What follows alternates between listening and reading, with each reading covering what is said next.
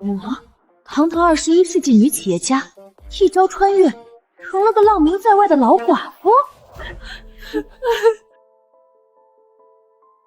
娘对她那群娘家人这么好，连爹战死的抚恤银都给了他们，我们几个都快饿死了，他们竟然还要上门要粮，大嫂不给，他们竟然还打破了娘的头！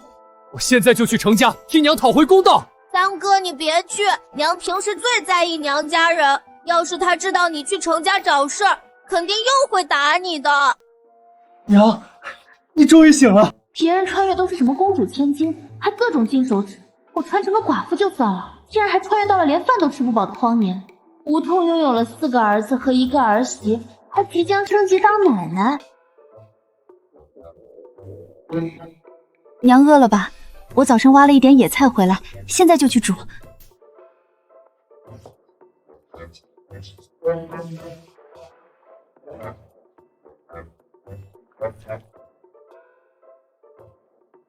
娘，给。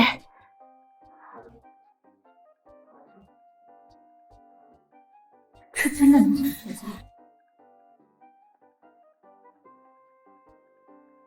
没放盐，还有糠，刮喉咙，这怎么吃啊？虽说原主对几个孩子非打即骂，各种不待见，但是他们是真孝顺，家里为数不多的粮食都先留给我吃，原主竟然还为了娘家这么对他们。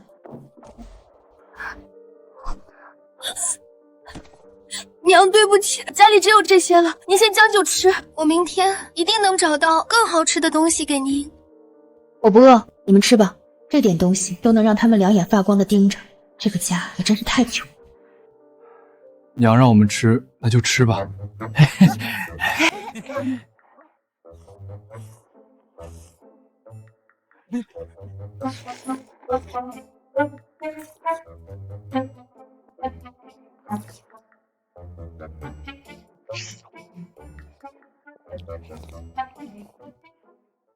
去年蝗灾，今年旱灾，若1个月内下不了雨，颗粒无收，村民全得成难民。上辈子能从孤女拼成女企业家，这辈子荒年我也能活出一条路。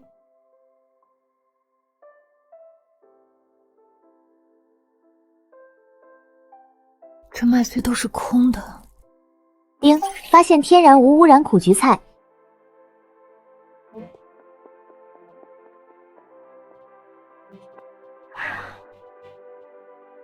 系统激活，荒年求生正式开始。系统，我的金手指这不就来了吗？这破日子，老娘要带着全家逆天改命！天然无污染苦菊菜，1斤10文。这么多。丁，天然无污染苦菊菜2两，价值2文钱，是否售卖？是。竟然真的能换钱！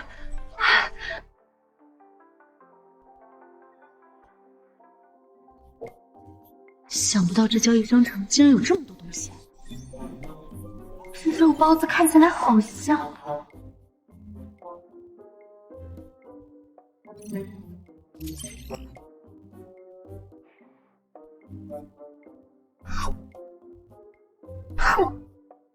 从来没有觉得一个肉包子有这么好吃。好，我要多换点钱，我要买的东西可还多着呢。嗨，哪个不长眼的偷老娘家的稻子？原来是赵大嫂子！大家快来看啊！赵大嫂子偷我们王家的稻子哟！这是偷王家的粮食去补贴娘家呢。赵大嫂子可真是一点都没变。赵大嫂子越来越混不吝了，偷鸡摸狗的事儿都干，还有啥事儿她干不出来？接下来说不定还会偷人呢，反正是寡妇。这块田就在家门口，我还以为是自家的，谁能想到是王家的？怎么，你们连稻子和小额菜都分不清了？还真是专门拿来喂猪喂鸡的小额菜。这玩意儿不是真快饿死了，可没人愿意吃。你家里鸡鸭都没了，挖小额菜干啥？我看你就是故意找由头偷我家稻子。别以为我没看见，你刚才蹲在我家田缸上，手都伸到稻子缸底下了。这不是家里没粮食了吗？为了让孩子们吃饱，只能挖点小额菜回去加餐了。各位看不上小额菜，想来家里的余粮一定还有许多，不如借点粮食给我们家吧。借粮？我家可没粮借你。我家也没有。真是的。丁1斤。丁2斤，丁3斤。给我卖！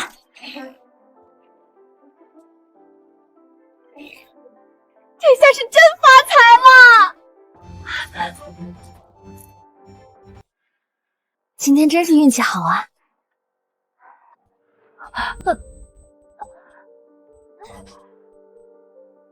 伤口没处理，也没吃消炎药，要是发炎感染了，在古代可是要命的事儿。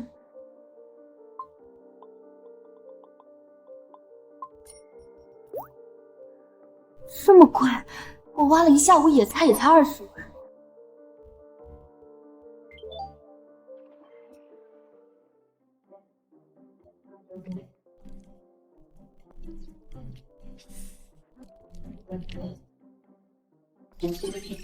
辛辛苦苦挖了半天菜，就剩10文了。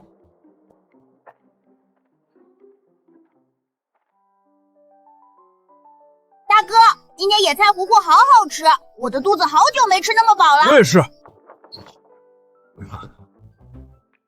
娘，你回来了。娘，我挑了2桶水回来。娘，我砍了柴。娘，我挖了一点野菜。原主这几个孩子，最大的18岁，最小的才6岁，可在这里，他已经扛起了家中的活计。丁发现天然无污染野蕨菜，30文1斤。我挖了3斤苦梨菜才赚30文，这么一小把蕨菜就值30文1斤，心累，身体更累。娘今天竟然没有训我们。不过娘拿着那把野蕨菜是要做什么？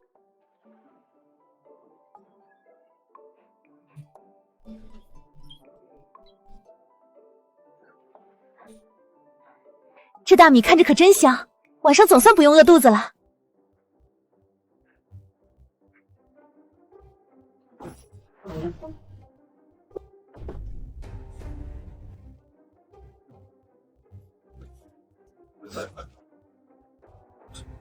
这是白米，真的是白米，好香！这白米，我本来准备拿去孝敬你们外祖父外母，不过今天的事让我对娘家彻底死心了。这么多年，我里里外外给程家补贴了那么多银子粮食，谁能想到被你们大舅砸破了脑袋。娘，以后给程家的好东西我们自己留着吃。我这演技要是放现代，这不得拿个影后大满贯？以前不管程家人怎么不要脸，娘都会向着那边。我们4个儿子就像是茅坑里捡来的，这次怎么？惠娘，这些米拿去煮了。煮了干啥？今天不是已经吃过饭了吗？让你煮就煮，有什么好问的？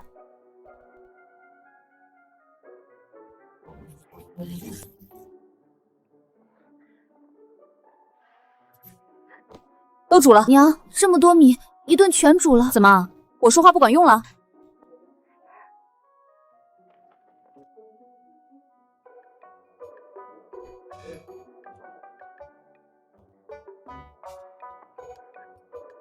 啊！二哥，你掐我干啥？我看是不是做梦？看来是真的，不是做梦。娘，您先吃。你现在可是双身子，多吃点，别饿着我孙子。吃吧。好吃，好吃，好香啊！哥，惠娘，你多吃点。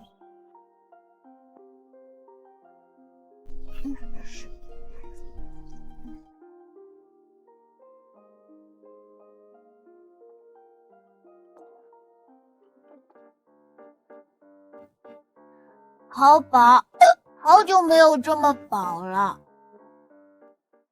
娘，现在是不是要去程家了？早就想把程家那群王八羔子揍一顿了。阿奶说，大舅拿走了爹的抚恤银，一共20两，要把这笔账讨回来。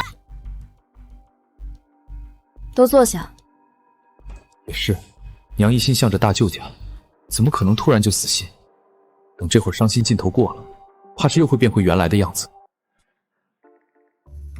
程万老赵家倒了8辈子血霉，娶了你这么个败家娘们进门。大山爹的市银有20两啊，都被你拿去补贴娘家，活该你被娘家人揍一顿，怎么不揍死，还能少个祸害？这是原主的婆婆。1年前元神发婆分家后，和婆婆就彻底老死不相往来了。是全村人的面花小额菜，搞得好像老赵家磕代理一样。你个小娼妇，有银子给娘家，没银子买粮食，还找人借粮，要不要脸啊？嘿，这老太太精神也真是好，大晚上的竟然跑到门口来骂我。我是那种站着被人骂的人吗？大山媳妇儿，你过来。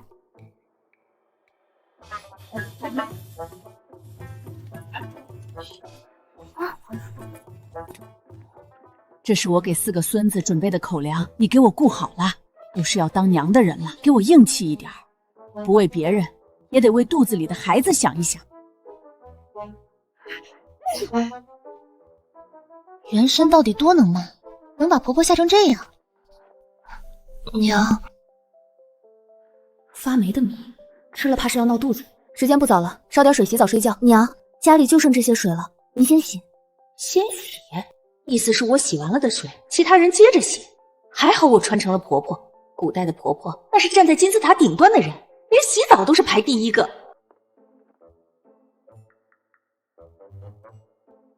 一张床4个人睡，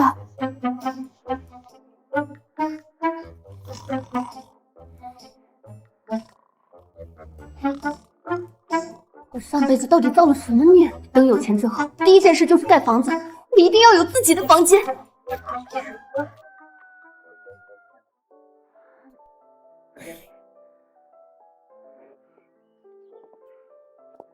这几个孩子是真懂事，也不知道元神为啥偏偏疼爱娘家的侄儿。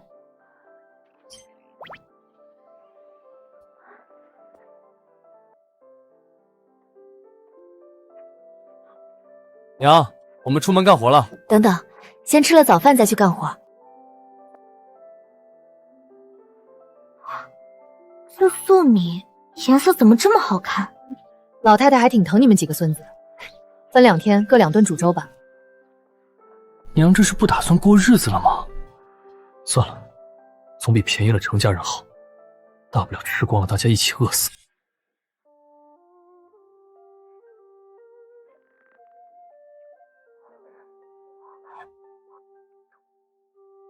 是吧？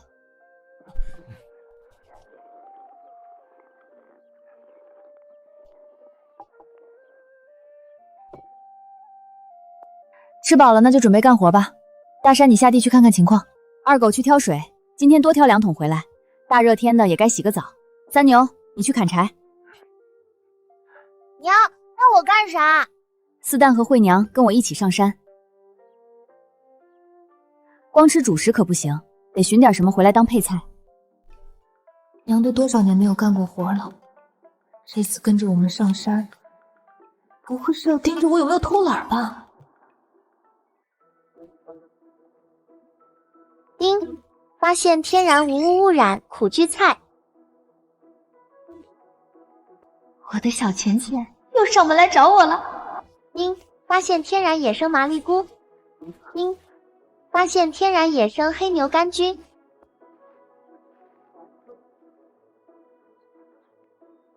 天哪，好肥美的蘑菇！哟，赵大嫂子，这野菇子也敢采，不怕毒死啊？就是，几10年前也是闹饥荒，村里有一户挖了毒菇子，全家都死了。山里这邪玩意儿，谁敢碰？真是揭不开锅了，连毒菇子都不放过，也不怕一家人整整齐齐上路呢。嘴再闲得慌，我抓一把土塞你嘴里，给你过过瘾。放心吧，我们一家福大命大，死不了。饿死鬼投胎，早晚出事。丁，天然野生麻栗菇1斤，价值30文钱；天然野生黑牛肝菌4两，价值18文钱，是否售卖？是。这野生菇可比野菜值钱多了，大棉被有着落了。娘，你发现什么了？这里树叶多，很阴凉湿润，一般会长蘑菇。你们四处找找看。哇，娘，发现天然鸡菌菇，可食用，价值12文1斤。丁，发现天然野生黑牛肝菌。四蛋儿，你真棒！你就在这里采蘑菇，我们去那边再看看，记住别乱跑。这还是娘第一次夸我，娘还摸我的头。这小子也不知道多少天没洗头了，算了，我自己也没洗。娘，这有不少野蕨菜，我挖一点，咱们晚上吃。好。丁，发现天然野生黑牛肝菌。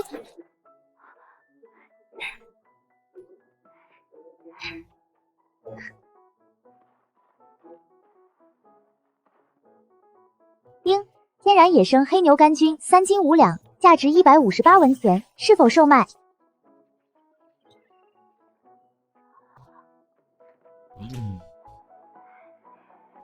这才能换100斤大米，够一家人吃2个月了。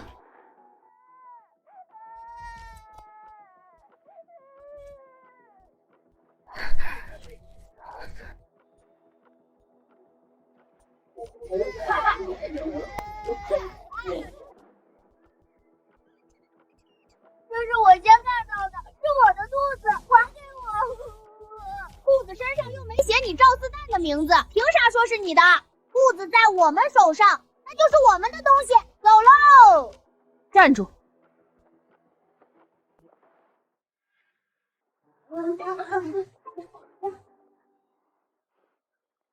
赵大婶子怎么也在这儿？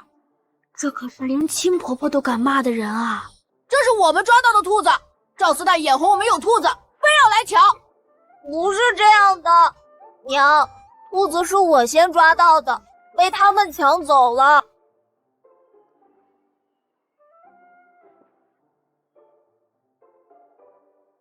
别兔子不兔子的了，先把医药费给赔了吧。找郑郎中拿点药，差不多30-40文钱。还有这件衣服也没法穿了，你们得赔。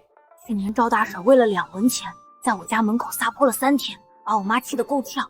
现在可是30-40文钱，再加1身衣服。这只兔子就是证据，想来李正也会站在我这边。不关我们的事。我的兔子！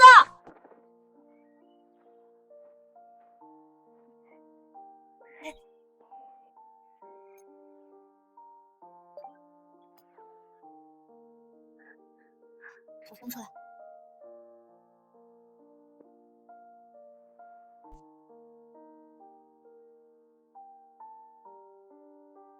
娘好温柔，铁柱哥的娘就是这样的，我好喜欢现在的娘。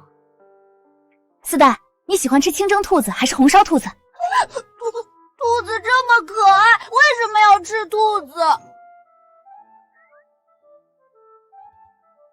丁，发现纯野生放养粗毛兔，1斤8两，价值54文钱，是否售卖？养殖场兔子才6文1斤，把这只野生兔子卖了，岂不是能换一只8-9斤的大肥兔？娘，这是什么？四蛋抓到了一只兔子，今天我们吃兔肉。娘，我会剥兔子皮，完整的皮毛剥下来，可以给娘做一个围脖。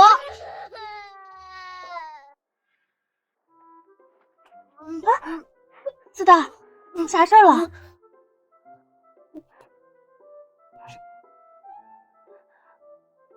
四蛋，这兔子是你抓的，等会儿你比他们都多2块兔肉。好了，我们回家吧。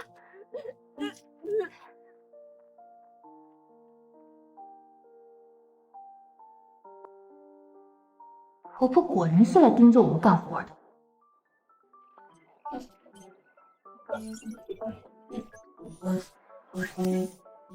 卖一只瘦的，买一只肥的，还净赚，这买卖划算。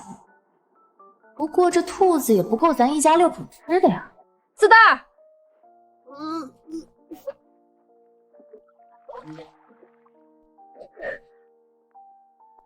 张大刚那伙人不会再来抢兔子了，你哭什么？我不哭了，反正怎么哭我都没有兔子了。这是5文钱，你去老吴那边换点菜，最好带一根萝卜回来，兔肉炖萝卜可香了，想吃吗？好香啊！嘿嘿，不行，兔兔是我的好伙伴，坚决抵制兔肉。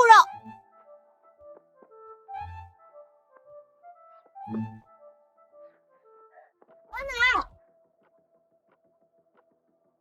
四蛋儿，你咋来了？娘让我来带一根萝卜回去。当初是大嫂闹着要分家，还拿走了大哥20两银子抚恤银，说好了与老赵家再无干系，现在竟然让小儿子来要吃的，怎么会有脸皮子这么厚的人？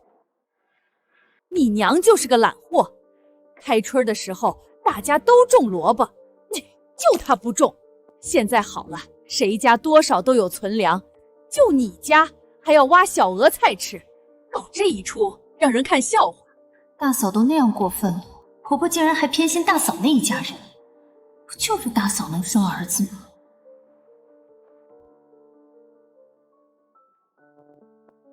谢谢阿奶。哪来的铜板？娘说要用铜板换萝卜。老大媳妇儿那个小娼妇没脸没皮，什么时候要东西给过铜钱？等会儿，1文钱起码能买3斤萝卜，要不了这么多。娘知道我没给钱，会打死我的。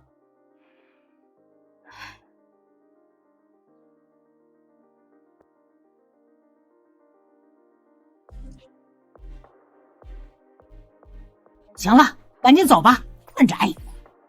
以前家里的鸡蛋都是娘吃的，现在娘变好了，这个鸡蛋会不会让我吃一小口？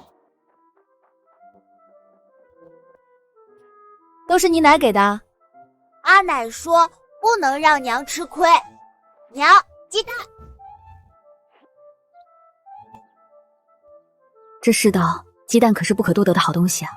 娘，我能不能吃一小口鸡蛋？就小小的一口。当然能，你出去玩吧，等会儿做好了叫你。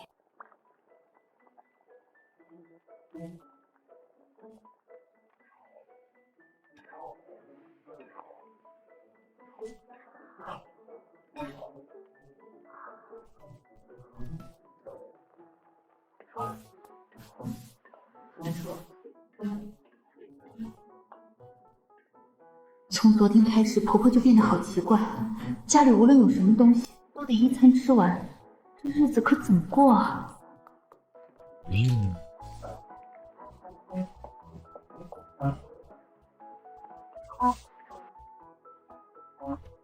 鸡蛋，张嘴。天啊，这也太好吃了！我从来没有吃过这么好吃的东西。兔子肉好吃吗？对啊，这是兔子肉，我最好的伙伴。去喊你2哥3哥回来吃饭。兔子，对不起。大山，这么吃真的能行吗？娘这么安排肯定有道理，你听娘的就行了。这天气也太热了，今晚说什么都得洗个澡。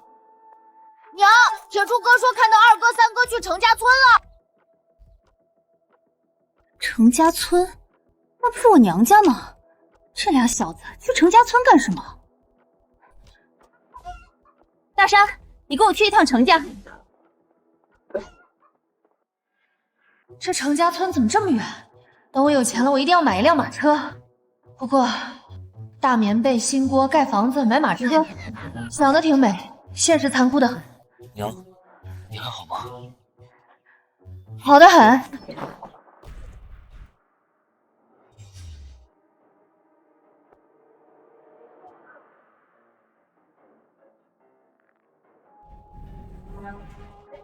二狗，三娘，大哥来了，太好了！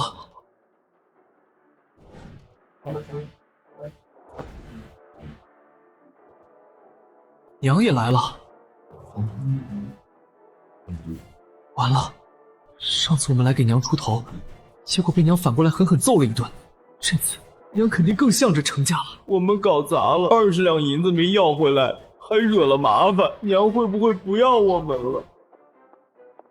大山娘，你来的正好，程家最后一只大母鸡被这俩狗东西拧断了脖子，所以你就把他们都绑了起来。没错，你教不好你儿子，那我就费心替你好好教导教导。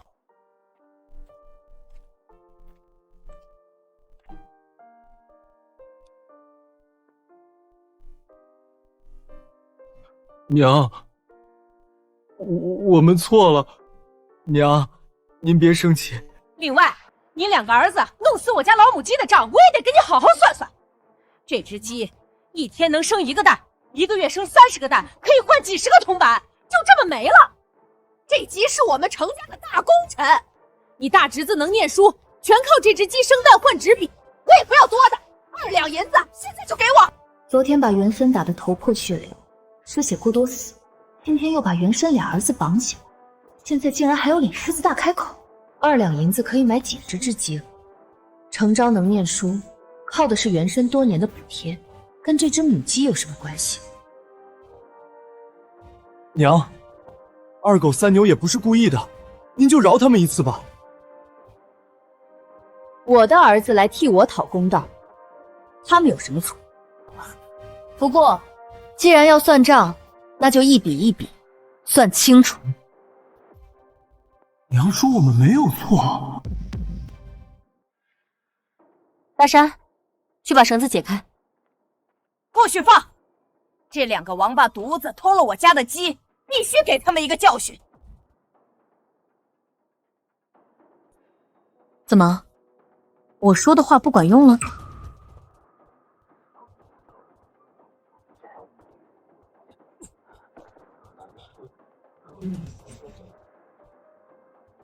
娘竟然没有怪我。惯子如害子，你这么惯着他们，这俩王八犊子迟早要闯大祸。照我说，就该绑在树上，饿他们个3天3夜。我自己的儿子，我自己教育，轮不到外人指手画脚。二姑，娘是你亲娘，能是外人吗？你说这话可真要伤了娘的心。从昨天大哥砸破了我的脑袋那一刻开始，我就不是程家人。不过一只大母鸡而已，就要赔2两银子，我可没见过谁家人这么坑外嫁的闺女。这只大母鸡值不了2两银子，但是它能生蛋，10年生的蛋咋还卖不到2两银子？好，就算它值2两银子。陈芝麻烂谷子的账我们就不算了，就单说去年大山爹战死的西银一共20两，全被大哥借走，扣除大母鸡要赔的2两银子，还剩18两。你们程家准备什么时候把这笔银子还给我？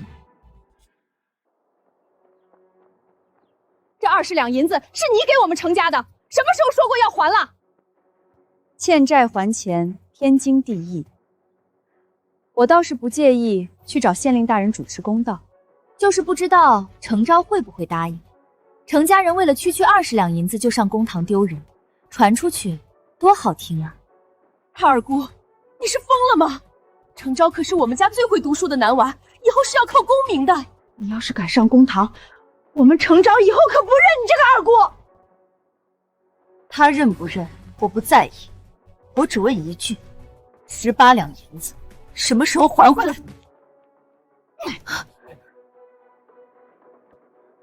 你个不要脸的赔钱货，竟然敢来程家要钱，赔给你的脸！谁允许你打我娘的？既然老太太非要撕破脸皮，那就公堂上见吧。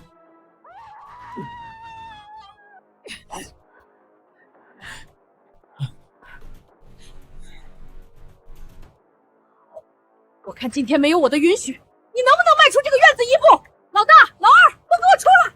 有人欺负到咱们程家头上来了！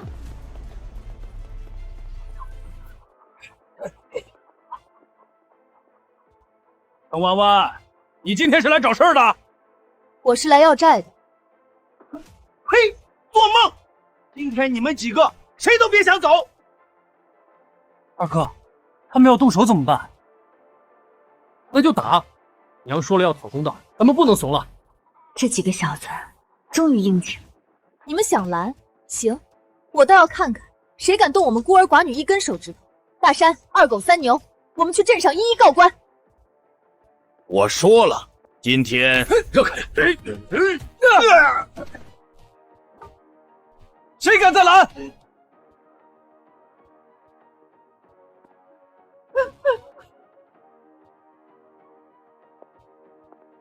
姑，你等等，别走！娘，我看是昨天那一下让二姑子和咱们家生了嫌隙，她说不定真会去镇上去告官。不就18两银子吗？先答应下来，等她气消了也就好了。以后我儿子当了大官，绝不会让你程弯弯沾一点光。等程昭高中后，这笔银子程家不会少你一文钱。二嫂，什么时候大嫂手上有钱了，你过来大河屯告诉我一声，只需要报个信儿。这18两银子，就分一半给二嫂。真的假的？当然是真的。我要是不给，二嫂也可以去镇上找县令告我。好。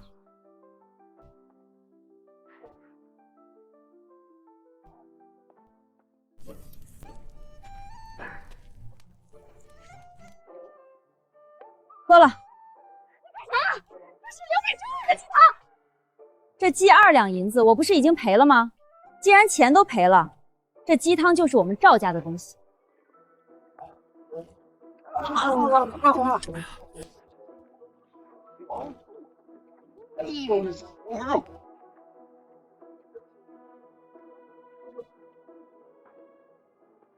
你个赔钱货，你一辈子都别回来了！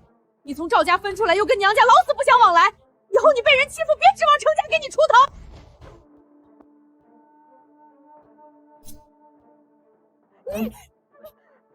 我记得这是大山爹当年送我的，我还以为丢了呢，原来被程家偷走了。现在该物归原主了。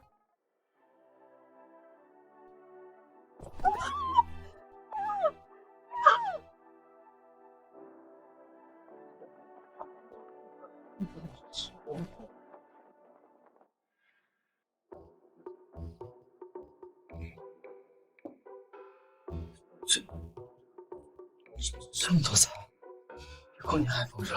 想不到我们在外面闯了祸，丢尽了脸面，回来不但没挨打没挨骂，竟然还有满满一桌子好菜等着我们。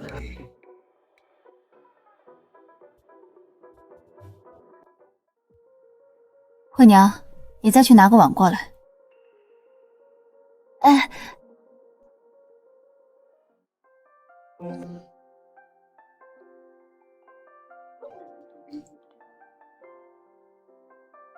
子弹，端去给你阿姨阿奶。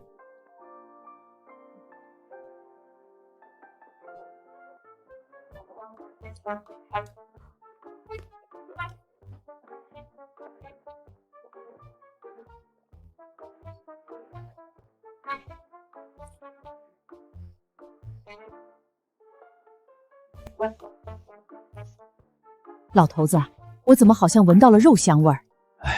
这会儿谁家里还吃得起肉？再等个3、5天，村里起码会有一半人断粮。阿奶，四蛋这孩子咋又来了？不会是被他娘揍了吧？阿奶，这是娘让我拿过来的，我先回去了。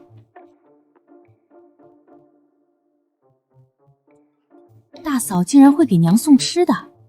四探白天来要走了3根萝卜1把豆角，还拿走了1个鸡蛋，一来一回的差不多也抵了。那外家娘们儿什么时候这么大方过？以前只有需要老赵家帮忙的时候才会突然示好，我倒要看看他到底想干什么。这是你们大伯母孝敬我老婆子的，就不给你们吃了。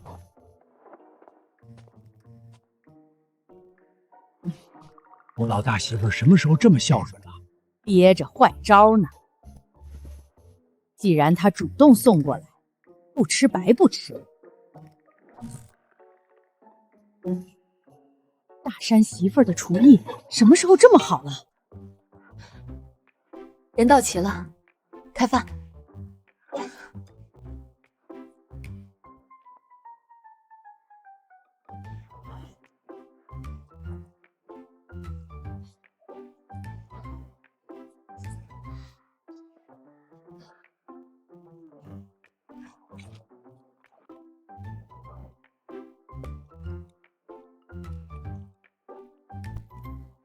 我第一次吃这么饱，娘明天还能吃饱肚子吗？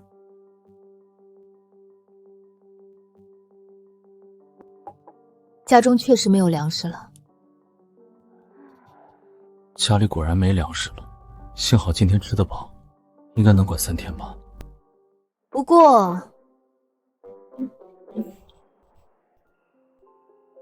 这是10几年前你们爹送给我的定情信物。当初我猪油蒙了心，拿去给了程家人。这是爹送给娘的东西，不能当。不当银餐就没钱买粮食。我想你们爹在天之灵，也不愿看到儿子们饿肚子吧。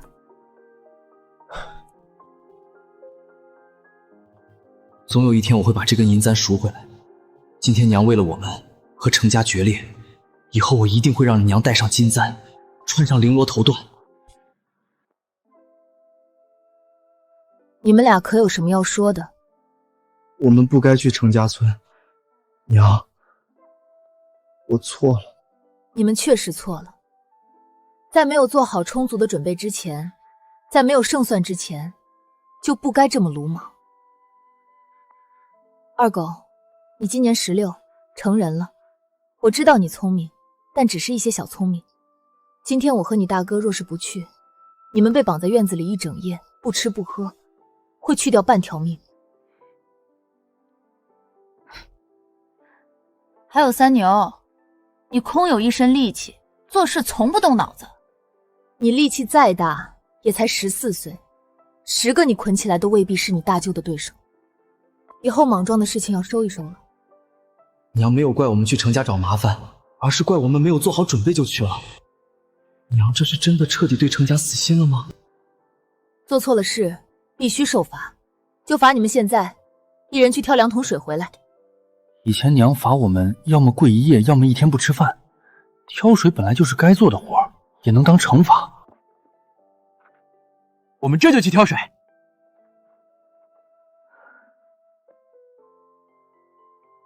今天都累了，不管是谁都必须洗澡。哎，我这就去烧水。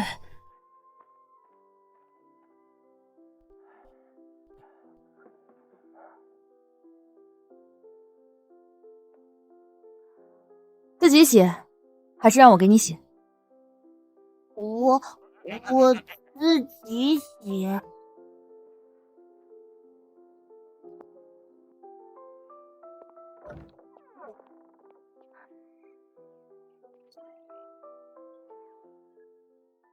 这是刚刚在你们大舅家里顺出来的顶好的香皂，洗完澡后香喷喷。先打湿，然后在身上搓。对，就这样。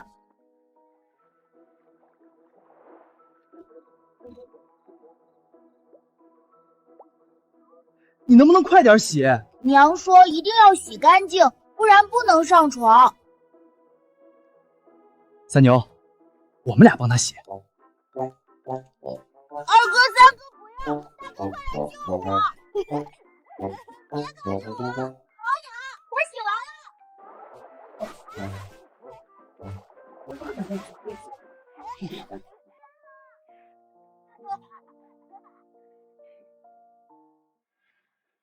去镇上的快上车嘞！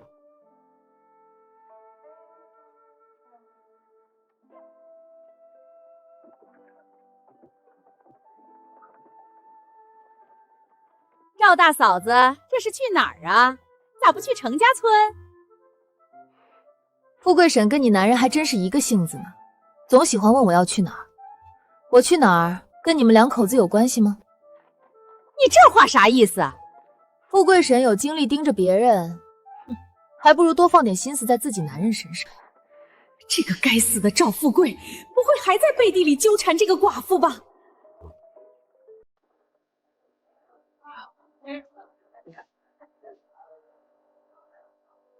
大山，你去买2个肉包子过来。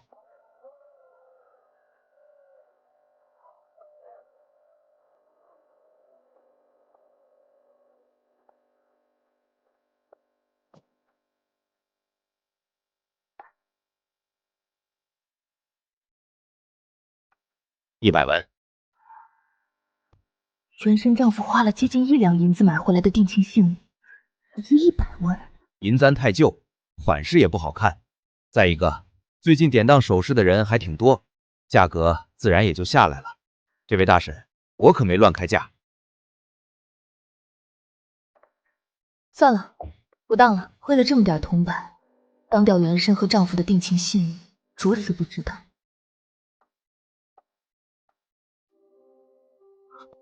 娘，当了多少？200文。这么说也不算骗他，反正他也不知道。200文可以买很多粮食了。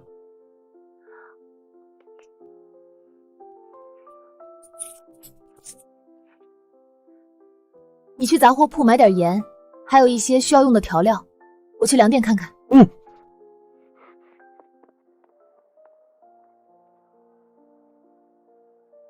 原身上回来买粮食时，粟米只要2文钱1斤，这才多久，涨了这么多。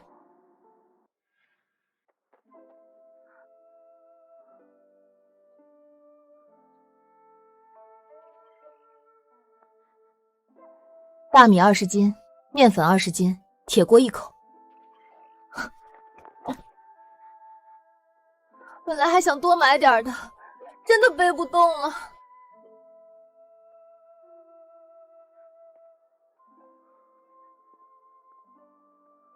娘，盐涨价了，10文钱只能买到这么一点点。我刚刚也买了点儿，走吧，回家。还好商城里的盐便宜，10文钱能买5大包。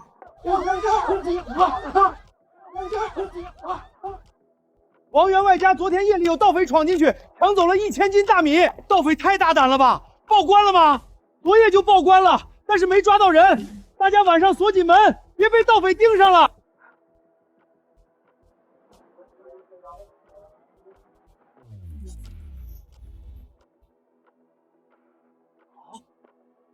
咋这么贵？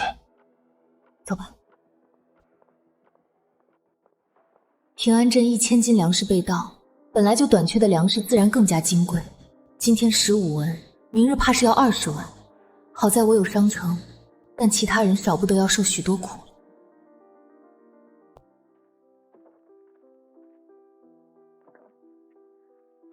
赵大嫂，咱买了一口锅，这锅子看起来真不错。朱铁匠的手艺啥时候这么好啊？不是朱铁匠打的。这都什么节骨眼了，能有口粮食吃就不错了。这败家娘们居然花钱买锅子。粟米5文钱1斤，这哪吃得起？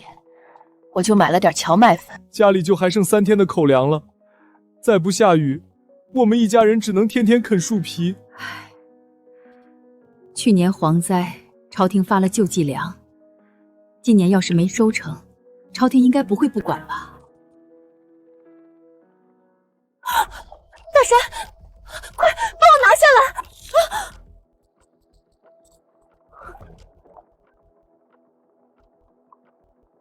大叔，快看看，这是蝗虫吗？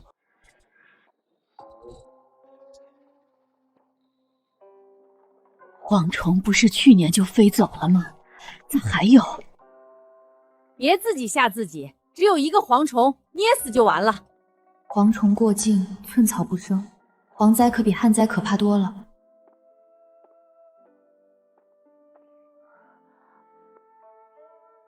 惠娘，去关门。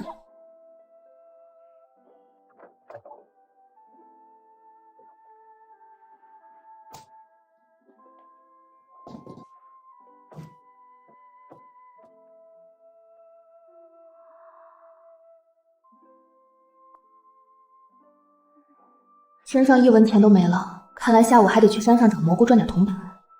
今天中午我们吃红烧肉。娘，咱们家今天是过年吗？不是过年，但比过年吃得好。粮食有了，锅有了，肉也有了，这个家总算像个家的样子了。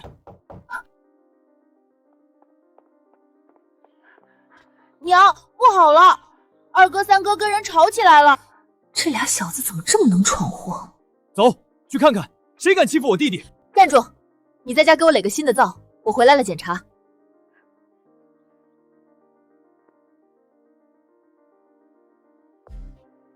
张大刚，看来是为了昨天那只没到手的兔子，故意找我儿子的麻烦。张无赖，你真是白活一把年纪，咋跟2个半大的小子过不去？老子是维护全村人的利益。这俩小子昨天大半夜挑了10几桶水回去，今天又来排队打水。他们家用的水多，别人家就用的少，凭啥好处都让他们家占了？正都没说出，你凭啥不许我们打水？还凭啥？就凭你们家用水太多了，耽误了大家伙儿。住手！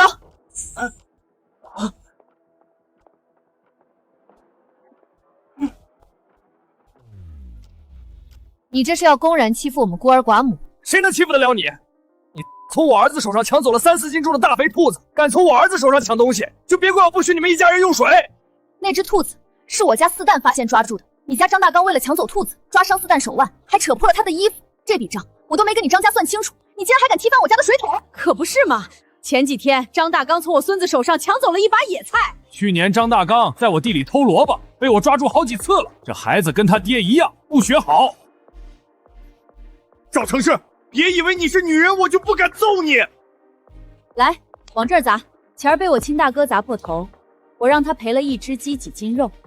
我知道你们张家穷，那就赔几斤大白米吧。快点儿，磨叽什么？赶紧砸吧！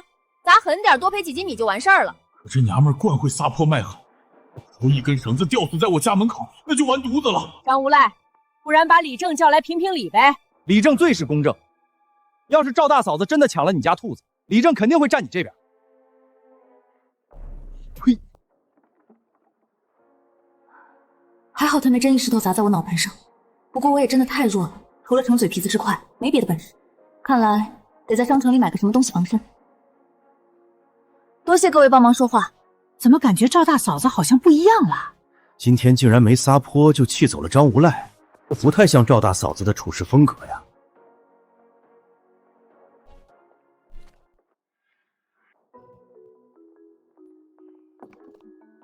洗手，准备吃饭。娘不罚我们？你们又没错，罚你们干啥？张无赖没事找事，跟2个孩子有什么关系？主要还是太穷了，为了1只兔子1桶水，都能闹成这样。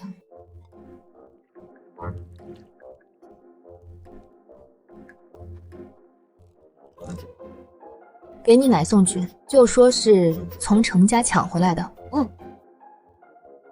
原身对4个孩子不好，全靠老太太暗地里接济粮食，否则4个娃儿会更瘦。既然决定了要好好过日子，就有必要和老赵家缓和关系。阿奶，我娘让我送肉来了。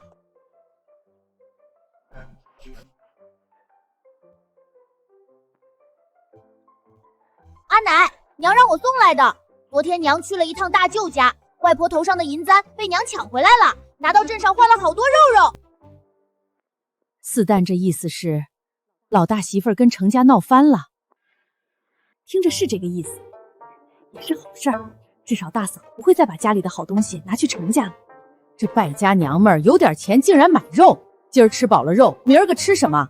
这小娼妇从来就不为后面的日子打算，真是愁死。大嫂以前有什么好东西，可从来不会孝敬爹娘。大嫂是不是后悔分家了，想搬回来？当初分家是立下字据了的，想要再搬回来可没那么容易。要搬回来也不是不行，但必须以后啥事儿都得听我这个婆婆的。你们几个都过来。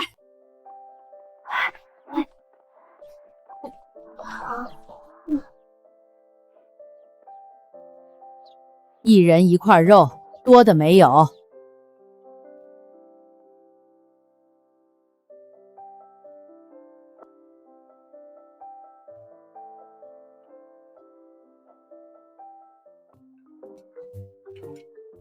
太好吃了，我从来没吃过这么好吃的肉。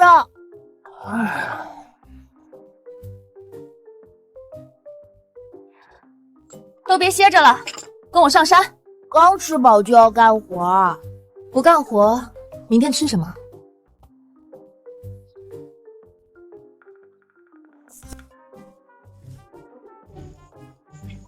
丁发现天然野生松茸菌，松茸可是好东西，在现代社会能卖到好几百一斤。大山，你去找找野蕨菜。二狗，你看看能不能找点蘑菇。三牛，你去砍点柴。四蛋，你看能不能找点野果子什么的。好的，娘。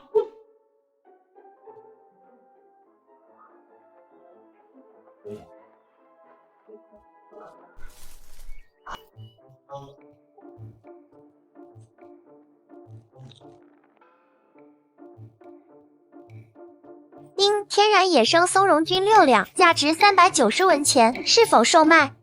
吃野松茸竟然这么值钱！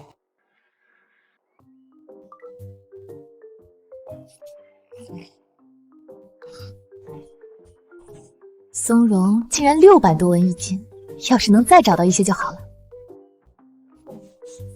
丁发现天然野生白葱菇、鸡葱菇。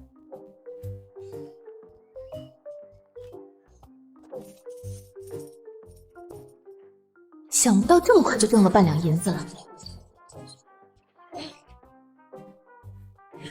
药袋是我们家泥鳅先发现的，为啥归你们家？这是我家小子爬树拿下来的，当然是归我们家。给我放手！鸟蛋的味道应该很不错，回头让四蛋这小子在林子里寻摸一下。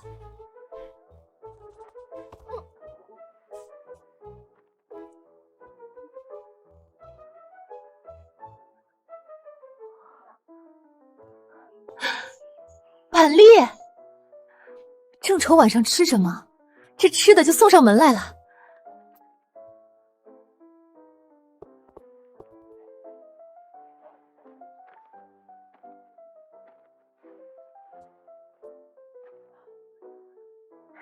算了，一人一半，不许再抢了。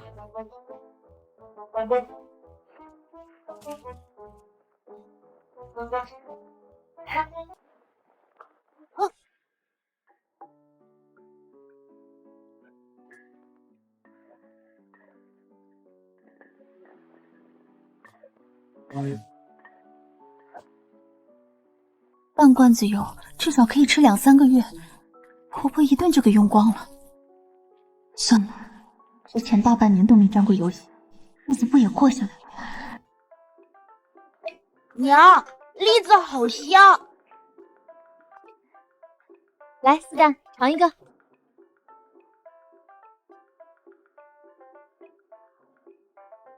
好烫，好香，好甜，好软糯。原来栗子还能这么好吃！吃完就去玩吧，1个时辰后回来吃饭。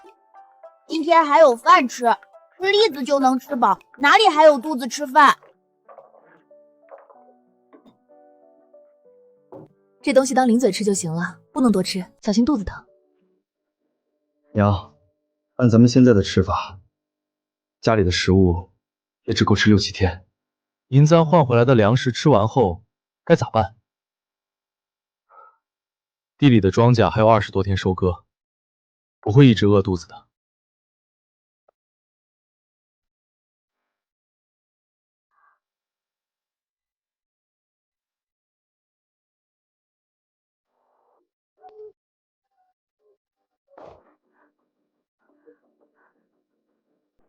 娘，村里进贼了！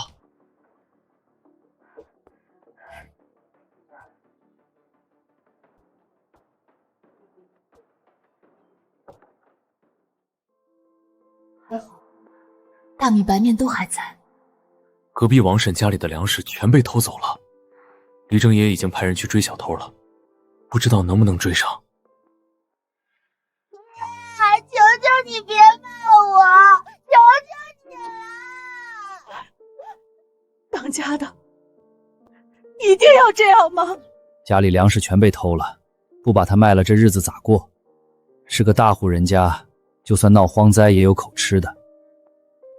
更何况大卖过去，人家给我们半丢钱，半丢钱能买100多斤粮食，这是好事儿。李正还真是偏心你们家，听说昨夜里还给你们凑了3斤粮，我家可是1粒米都没有。镇上有家开杂货铺的人没生儿子，说出2两银子把我家4胆买过去摔盆。我要是答应了，2两银子够吃到过年，但我再怎么混账也是亲娘，干不出卖孩子的事儿。我是没钱把大麦买回来，这点粮食换大麦，去我们家干干活吧。愣着干啥？赶紧过来把我家衣服洗了。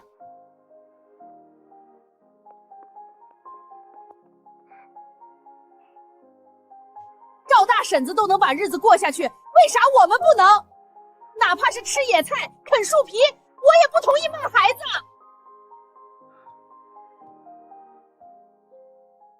那就等地里的稻子收了再说。但如果颗粒无收，家里无粮，唯一的出路就是卖孩子。这么多例子，他为什么要帮我们？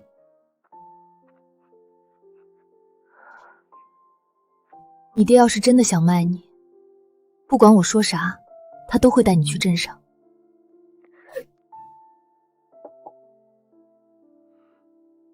先吃点东西，然后干活。赵婶，这不行。先前我们家还有粮食的时候，我都吃不上这么稠的苦。别磨蹭，等会儿还有活给你干。大麦，你今天帮着惠娘去田岗上挖野菜，挖完中午就可以回去了。那一袋子的粮食够我家吃2、3天了，就让我挖野菜。吃好了就跟我上山吧。我怎么感觉赵婶子就是为了帮我一把？好多天没看到大嫂了，感觉大嫂看着胖了一些，果然吃肉养人。不过大嫂这些年补贴了程家不少银子，这回和程家闹翻，不知程家有没有把那些银子还回来？这是拐弯抹角打探我手上有多少银子呢？我大侄子要念书，那些银子早花光了，哪有给我的？春花娘，老太太手上还有多少粮食？这你晓得不？昨天夜里阿奶拿了10斤荞麦粉来我们房里，藏在……春花，别乱说话！家里有多少粮食，咋能跟大嫂说？万一大嫂要搬回来怎么办？大嫂给老赵家生了4个儿子，老太太心一软，肯定会同意大嫂再搬回老屋。家里没多少粮食了，几个孩子饿得头晕眼花，想打听我的家底，没门。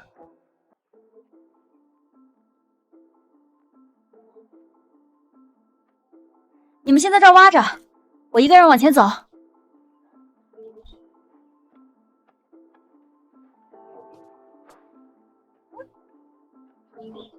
大伯娘是不是找到了什么好东西，所以才用铜板买肉吃？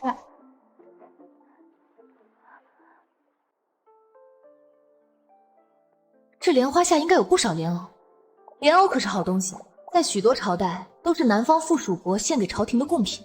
不知道这个时代莲藕是什么地位？太久没有降雨，地下的藕刚长出来就停了养分，藕有点细，不够粉。商城大概是看不上这样的藕，压根就没报价。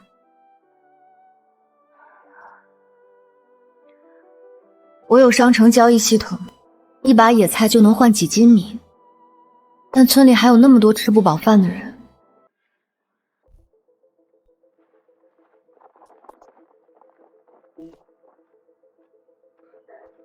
干啥？后头有鬼在追你不成？大伯娘，她挖到了好东西，就在这里。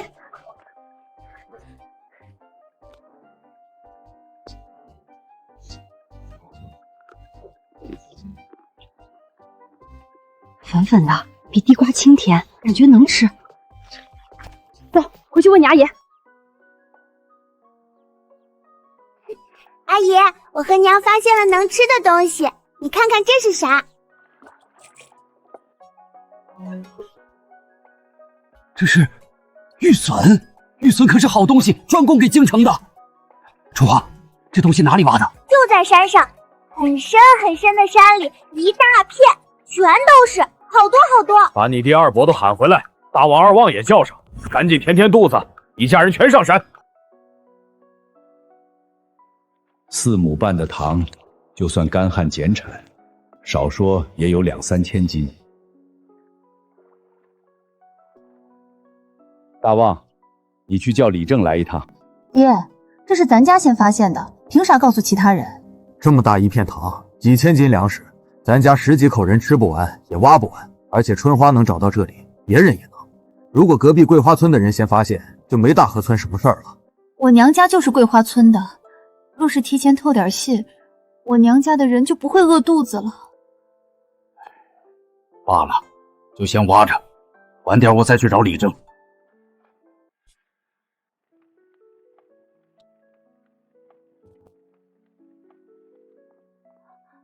娘，你在做什么？好香啊！这是藕粉丸子，这些咱们留着当晚饭吃。我先去趟李正家。娘，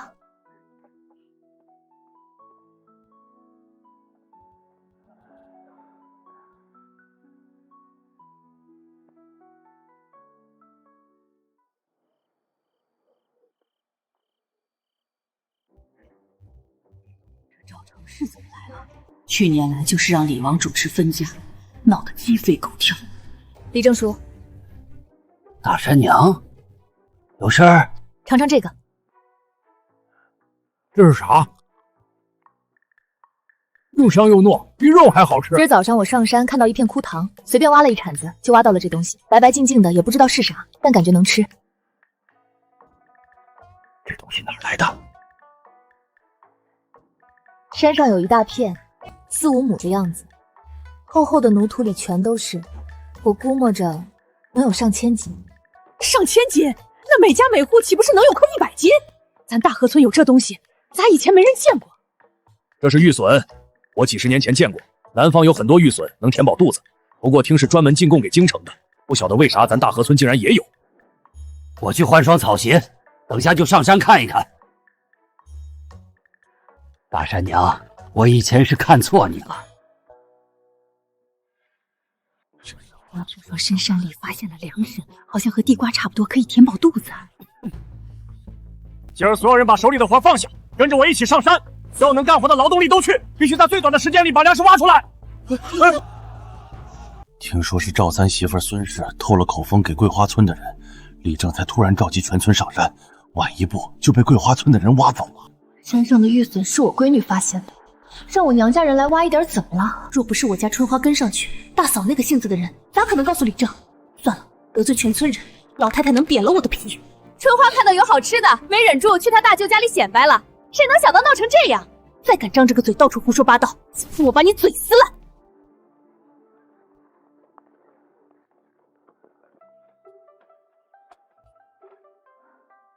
能挖多少就多少，别逞强，千万注意别把手磨破了。娘放心吧，我皮厚。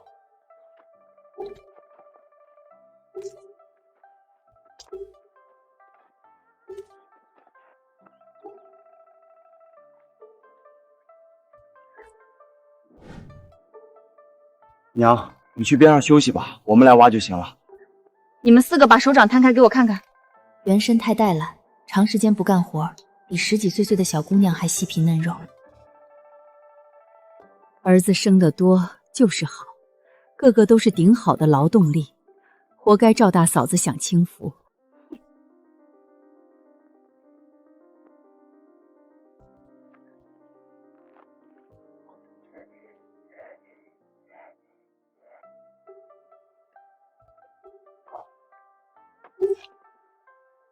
丁，发现天然野生百年人参。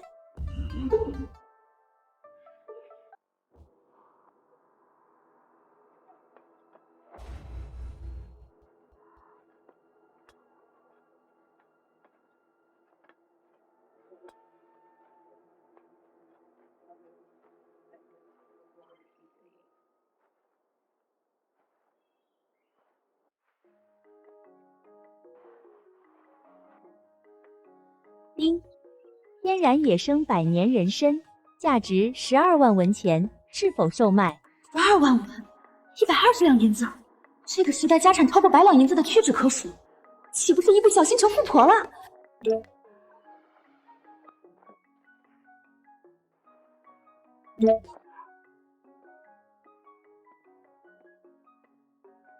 运气不错，捉到了一只兔子。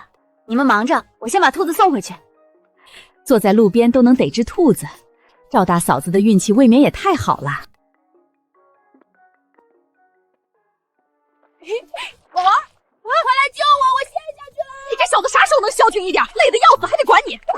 人了，怎么不能懂事一点？二狗哥都还没娶媳妇儿，哪里轮得到我？这小子机灵滑头，很少会有这种表情，该不会是心里有人了吧？这边泥巴又干又硬，大旺是怎么陷下去的？我去看看。大山，你知道老二啥情况不？不晓得。不知道。娘，我知道，二哥之前问过我想不想要二嫂，还说要带我去看二嫂。二狗真狗，这么大一点就想着娶媳妇儿了，不过也挺有担当，喜欢的人就想娶回家。娘，你跟我过来一下。娘，我发现方才大旺陷下去这儿的土特别软，我挖开看了一下，泥里也有玉笋，而且比那边的大一些、粗一些。我们就在这里挖。1个多月没下雨，池塘大河全干透了，暴晒的泥土基本上都干硬结块，但这里不一样，这里的地下应该有水源，要是能挖出来，就算天不降雨，也能缓解干旱。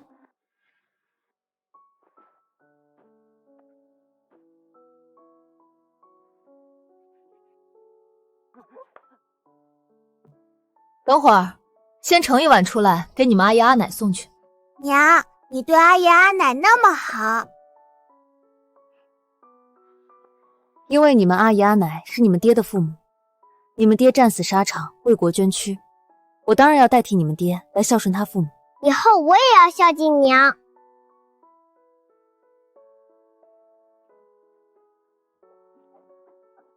阿奶，我娘叫我送来的。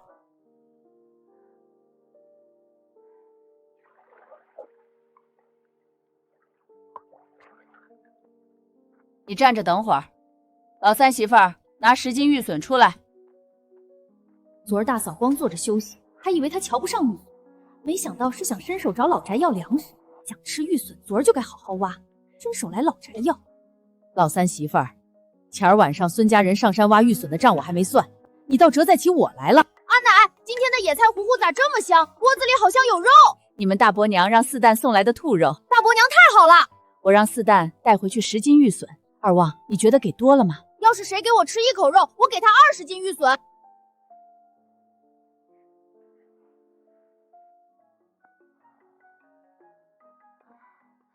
这日子过得太舒服了，我好想就这样一直躺下去。大山娘在不在？前儿你给我们家3、4斤毛栗子，这是还给你的。大麦给我们家干了1天活，早就抵了。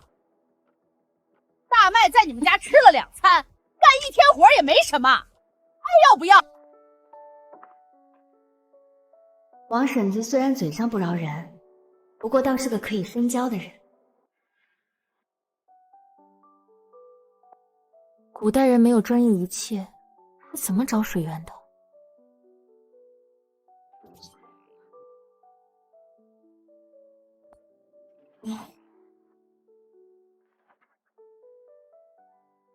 终于找到了一个相对简易的办法，但得实际操作才知道对不对。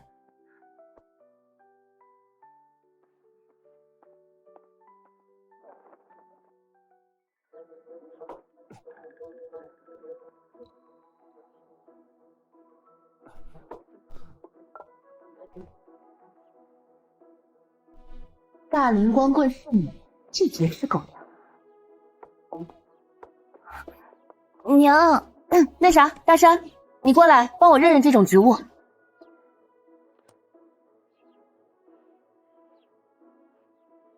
这是七艾，屋后就有不少。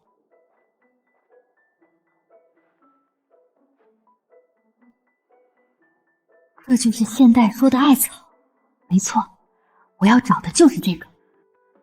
这一片的七艾都割下来，扔到院子里。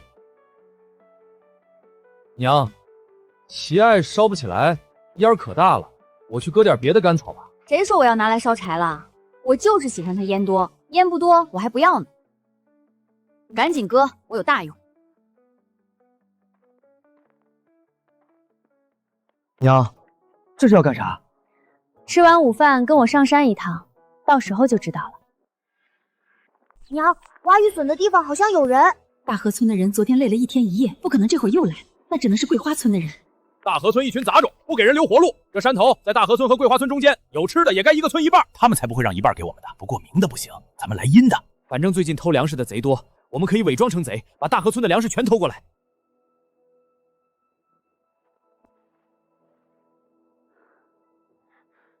今天先回去，桂花村的人要搞事情，这会儿去找水源也不太合适。娘，那边有鸟窝。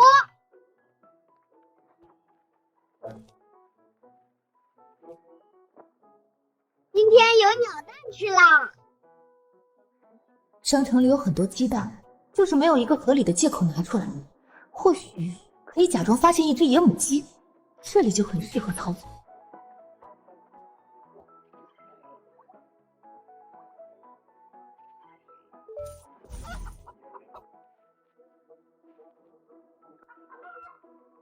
是鸡，附近有鸡。两只鸡，我们抓到两只鸡了！这2只鸡好肥，我把它们脖子拧断吧，免得半路逃走。住手！这2只野鸡好像是母鸡，母鸡一天可以生1个蛋，把这2只鸡养起来，以后你们每天就都有鸡蛋吃了。娘，这2只鸡真的会生蛋吗？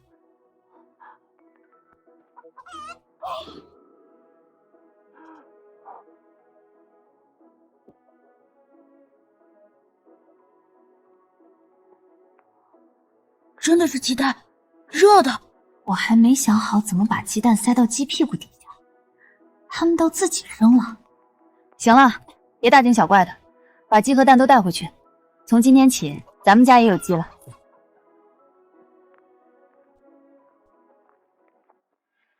李正，地里没粮食，朝廷会给咱们发救济粮吗？听说镇上的粟米涨到12文一斤了。李正，我刚刚上山，看到桂花村30几个人在我们大河村的山头转悠。这么多人来，要干啥？听他们的意思，是想集结一帮人来大河村偷粮食。桂花村的人也太不要脸了，我们先去给他们一点教训。都安静！若是我们先动手，要到县令大人那儿去，吃亏的是我们全村人。不过，我们大河村也绝不允许任何人来抢走我们的粮食。总不能让他们偷走了再打回去吧？不如建立巡逻队，每家每户派1个人，轮流值岗。一旦发现桂花村有异动，再反击也不迟。你这娘们一句话就给大伙找了个破差事。李正这么清正的人，要是同意这个主意，我还要怀疑一下你这个寡妇是不是勾上了李正。李正同意我的主意，就是跟我勾上了。那村里其他人都同意，岂不是人人都跟我有一腿？除了李正，根本就不可能会再有人同意。这个主意顶好，为啥不同意？我们家老大媳妇儿提出这个办法，也是为了全村人着想。张无赖为了夺揽，竟恶意揣测，这笔账我们赵家记下了。想不到原生的公公竟然会站出来帮原生说话。以前大河村都姓赵，都是一家人，但现在外姓人多了，争执也多了。这次建立巡逻队，就姑且看成是赵家的事，外姓人不必参与。不过，赵家人建立的巡逻队只会护着赵家的粮食。晚些时候，赵家人去宗祠开个会。李正，这不行嘞，张无赖不答应，那是他一个人的事儿，我们其他人可没说不答应。没错，我家人口多，可以安排2个人当值。我家也是，我家也是。我们也姓婉婉。对，婉婉姑娘说的在理。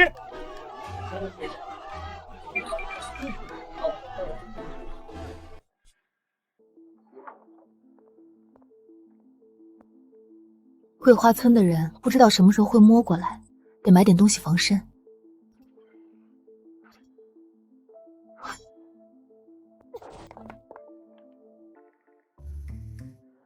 500文，确实值。娘，这是哪里来的刀？看起来好锋利。上回去镇上，在巷子里捡的，送给你了。谢谢娘。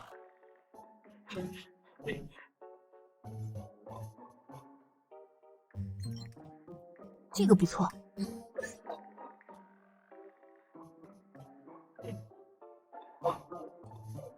娘，可以吃饭了。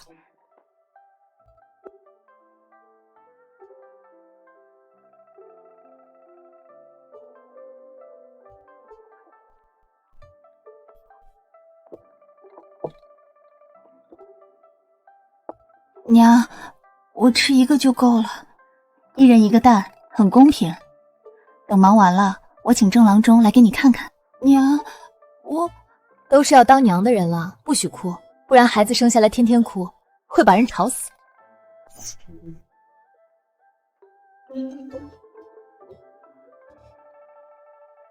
二狗哥，你在吗？四蛋，那女孩是不是你二嫂？是水琴姐，她就是未来的二嫂。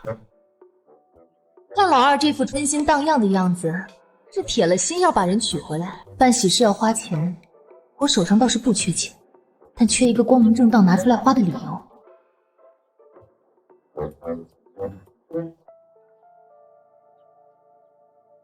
娘，水琴听说大河村挖了玉笋，是来借粮食的。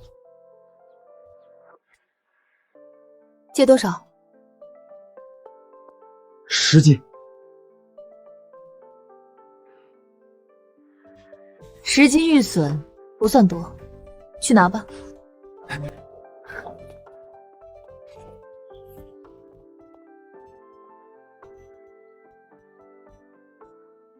我提的是借20斤粮食，赵二狗却只拿了10斤，回去怎么跟爹交代？水琴，我家实在是拿不出更多的了。我知道的，这年头谁家都不容易。那二狗哥，我先回去了。我送你一程。家里就2间房，老二媳妇进门后，2口子没地睡了。盖4、5间土坯房子大概需要2两。等考察过这姑娘的人品之后，可以先给点彩礼定亲，开春再娶进门。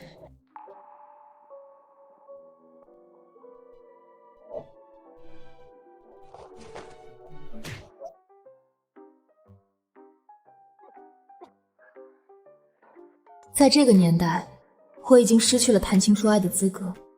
还没拉过男人手的我，竟然要给儿子们操办婚事，命苦啊！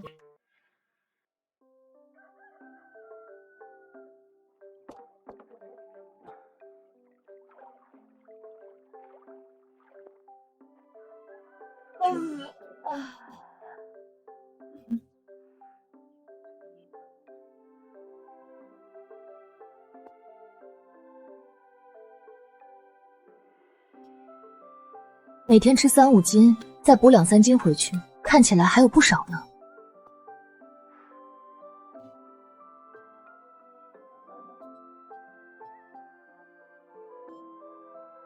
先去洗脸。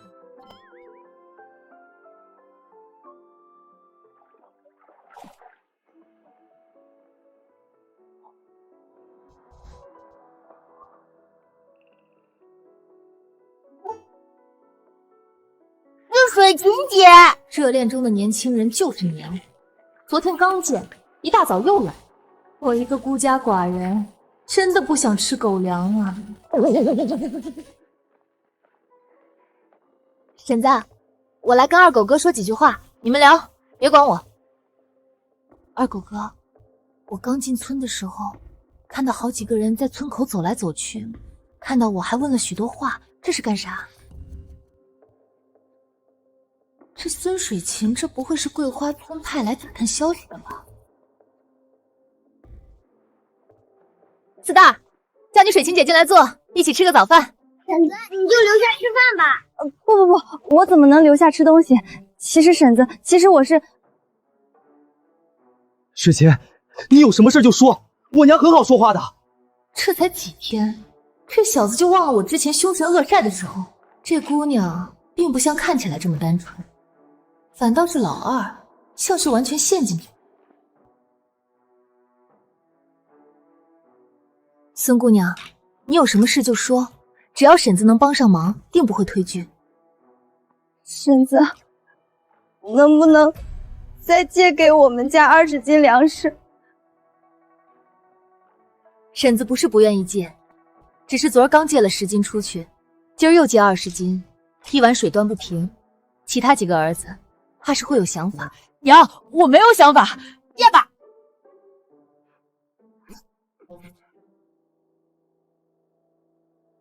二狗，家里有多少粮食你心里清楚，你觉得该借吗？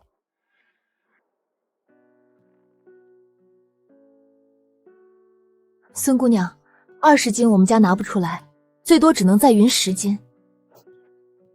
谢谢婶子，太谢谢了。二狗，再去取10斤玉笋来吧。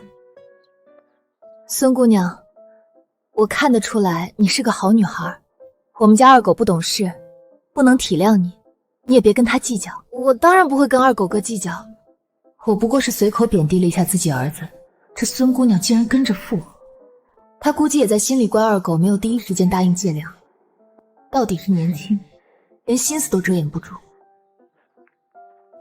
世杰，我送你回去。村头村尾都有人巡逻，要是被人看到你们俩单独在一起，没得败坏了孙姑娘的名声。慧娘，你去送一程。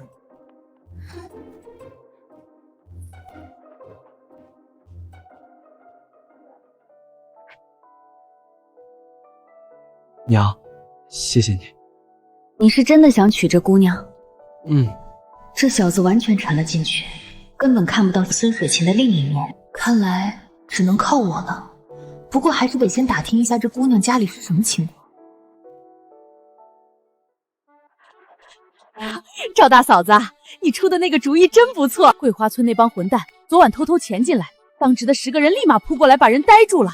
后来听说桂花村里正召集开会，拘着村里人不许他们来大河村闹事儿，说是丢人呢。我只是出个主意，主要还是靠大家齐心，才保住了全村的粮食。这赵大嫂怎么白了这么多，气质也不一样了。以前只会撒泼的人，现在竟然有些温柔。我去老赵家看看。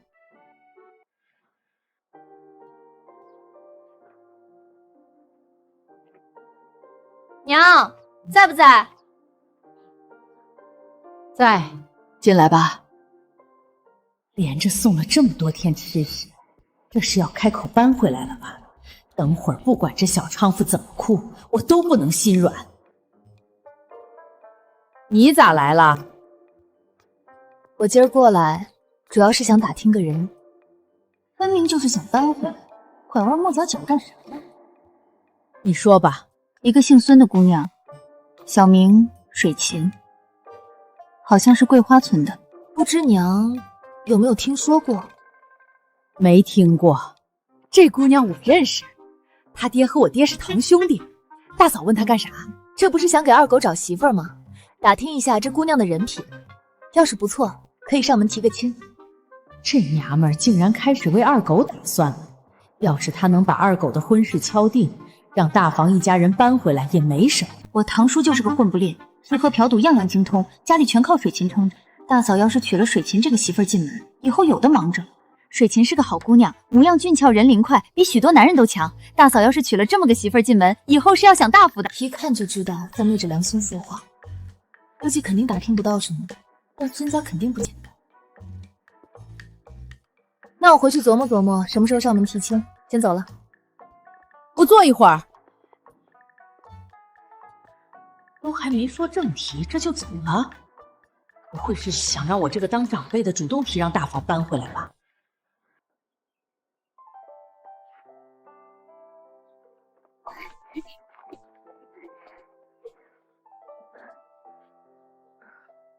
走吧，上山。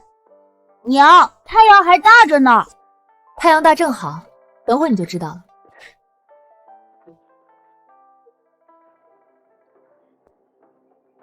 昨天还好好的，今天就干成这样了。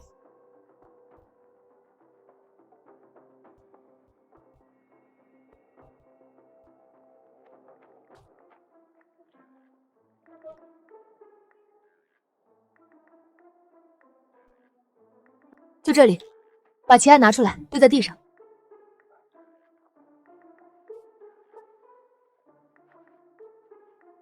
娘，旗案烧起来之后，然后干啥？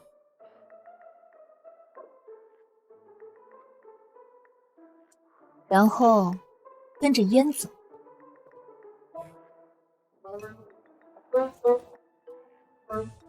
娘，烟往那边跑了。走，跟上。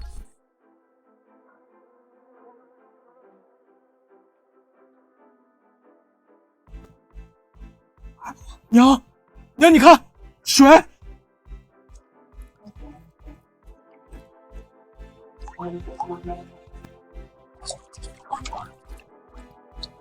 好甜，是山泉。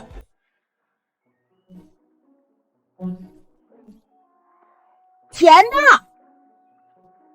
娘，你咋知道用奇艾为啥能找到水？小时候在外婆家见郎中熏奇艾去湿气，我想着湿气和水有关，就试了试，没想到真找到了水源。娘，你真厉害！再也不愁没水喝了，山泉水好甜。以后挑水的活就交给我了，我一天挑4趟。挑一趟水得1个时辰，你一天天的就这么闲？发现了水源不算厉害，要是能想办法把这里的水送到家门口，才是真的厉害。二哥，快看，那边是不是水芹姐？那是赵傻根？你干啥？没看到孙姑娘和赵傻根在一起吗？傻根哥，你别送了，从这边的小路下去，没一会儿就到了桂花村，我自己回去可以的。不够吃再来找我。谢谢你，傻根哥。孙水芹这是在养鱼吧？我家二狗就是他鱼塘里的一条，而且都亲眼看到他和赵傻根牵手。这傻儿子还在犯花痴，我这当娘的太……水萍姐找二哥借了粮食，咋又找傻根哥借粮食？水萍姐笑得真好看，我还以为她只会对二哥这么笑呢。水芹很温柔，人很好，跟谁都能当朋友。他家里日子实在过不下去了，赵傻根才会帮一把吧？是吗？当朋友会牵手手吗？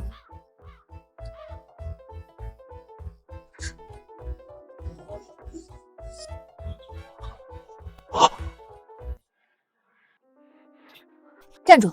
你们没定亲，你跟他就没有任何关系。你现在冲出去要干啥？你是骂赵傻根乱勾搭，还是骂孙水芹红杏出墙？水芹不是这种人，他不是。傻根哥走了。水芹，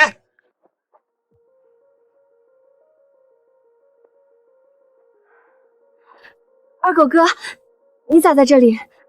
你手上这一袋子粮食咋来的？我有个二叔在大河村干活，二叔让我帮忙带回去。我刚刚咋看到是赵傻根给你的？是吗？可能是你看错了。赵傻根跟我一个村的，他就算只露出个后脑勺我都能认出来。赵傻根一直纠缠我，他非要给我送粮食，我本来不想要的，可是我家真的断粮了，我拒绝不了。孙姑娘，你有啥委屈就告诉婶子，婶子帮你。我刚刚听你说是赵傻根纠缠你，这小子平时看着老实憨厚，没成想竟做出这等事来。既然这粮食是他非要送给你的，那婶子替你还回去，直接砸他脸上。婶子，我孙姑娘，二狗喜欢你，你也喜欢他，那不如趁早把婚事定下来。等你定了亲，谁再敢纠缠你，就是跟我们赵家作对。我嫁过来之后住哪儿呢？我都想好了，让二狗在屋子边上搭个草棚子，想搭多大就多大。以后你们的娃儿生下来也有地方住。草棚子？我家穷成那样，住的都是土坯房，就算没有青瓦房，起码不能比出嫁前住的还差吧。娘，你对我太好了，我和水芹以后一定会好好孝顺你的。孝顺我就算了，我还能动。你们大嫂怀着身子，水芹进门后，家里洗衣服、做饭、收拾这些活就都交给二狗媳妇儿。婶子，事情不是你想的那样，我和二狗哥没什么，我一直把二狗哥当亲哥哥，从来没想过嫁到赵家。还不到古代，还能听到哥哥妹妹这种茶言茶语。孙姑娘，你当真没想过嫁进赵家？这就是个误会，我真的当二狗哥是哥哥。没有和我们赵家结亲的心思，就别来借粮食。还有你手上这玉锁，是我借给二狗未来媳妇儿的，跟你没啥关系，还回来。之前借给你的10斤就算了，不是我们家不缺这10斤粮食，只是我不希望你再来赵家找我家二狗。赶紧回你桂花村去吧。要是原身碰到这种事儿，怕是早就扑过去挠花孙水琴的脸了。我刚刚还是太温柔了一些。少年人的失恋来得如此猝不及防，这小子怕是心都要碎了。二狗，你是我们家最聪明的孩子，山上的水怎么引下山，这事儿你好好想一想。娘，能不能从山上的谷沟挖一条沟，水会自动从山上流下来，有多少流多少？你跟我想到一块儿去了。还有一个问题，从山上到山下多长距离，需要多少人力，挖多久，这些你都要好好想一想。这么长，一个人1个时辰肯定能挖完。从山脚下到这里，差不多需要2、3千个人挖1个时辰。村里的壮年劳动力大概有400、500人，全部一起来，大概需要多久？娘，我算不出来。等生活安定之后，第一件事就是教这几个小子认字学算术。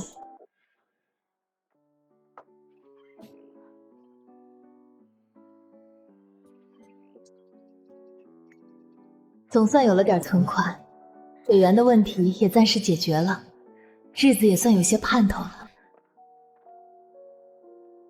娘，村头的赵二婆把自己活生生饿死了。赵二婆家还有些粮食，再不行吃树皮草根也行。可她为了省粮食给大孙子吃，连着3天没进1粒米，死的时候肚子都是瘪的。前几天我下地看到他说大河村惹怒了神灵，今年会灾祸不断，就算不被饿死，也会因为别的原因死掉。他大概早就不想活了。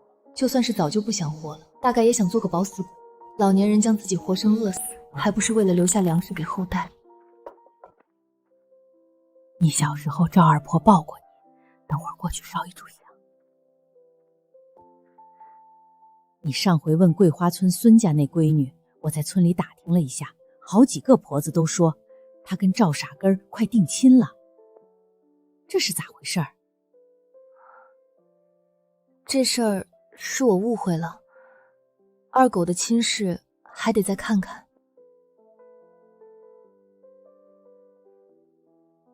回头我让媒婆打听打听。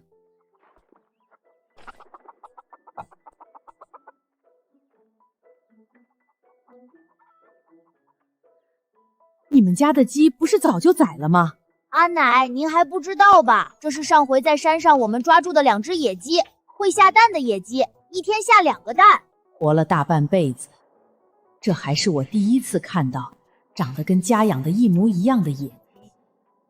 不过，要谁家丢了2只这么肥的大母鸡，怕是早就嚷嚷的全村都知道了。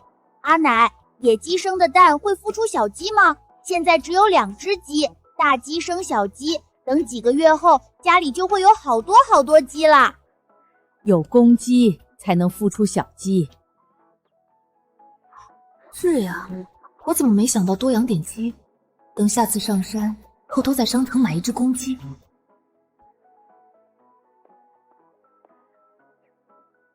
娘，您就在这边吃吧，饭菜都够。搞得好像我是为了一口吃的才来的，家里还有一堆事儿，走了。这老太太是怕我在饭桌上提什么过分的要求吗？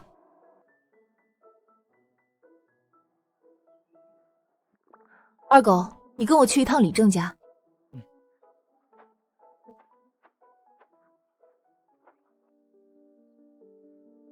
李正叔，我有一件很重要的事情告诉您。我在山上发现了水，要是能引下来引入稻田，今年就不愁没粮食入仓了。大山娘，这话可不能乱说，我会相信的。李正，不好了，大事儿不好了！村里最后一口井也不出水了。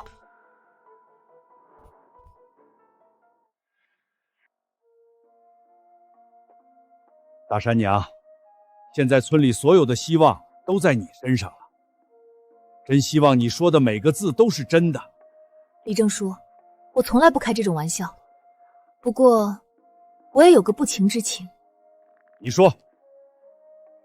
我想要山下那块荒地，山上的水流下来时正好经过这片地，以后定能乘良田。请李正叔将这块地给我留半年，等我手上有银子后再买下来。按荒地的价格给你算，8钱1亩。你要多少亩？我回去和几个儿子商量一下。阿爷，你真信赵大婶子的话？她可从没干过什么正经事儿。那就是10几亩荒地，她骗走了有啥好处？而且只要明天上山，就能知道她有没有扯谎。骗我1个晚上有啥子意义？娘，这里大概30多亩，1亩8钱，2亩16钱，3亩2两4钱。你按我说的算，1亩8钱，10亩就是80钱，30亩就是3个80，80加80再加80，等于多少？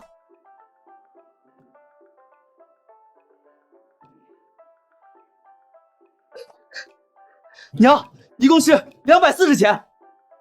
以后数额再大一点，脚下的地都不够用了。240钱，也就是24两银子，可不是小数目。其实我们家的地也够了。我买这块地不是为了种田，等以后有银子再说吧。走，回家。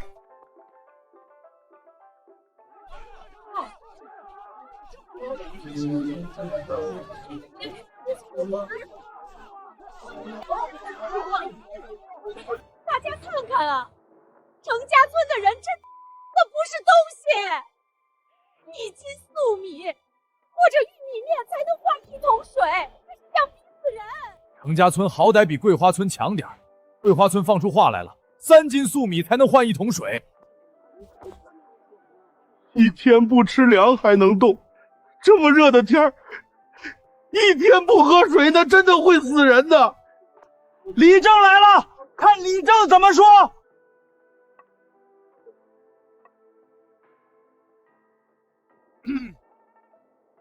1斤粟米加1篮子野菜，是一家人1天的口粮，送去给程家村，那就是程家村的人活命，而我们大河村的人会像赵二婆一样，一个接一个的饿死。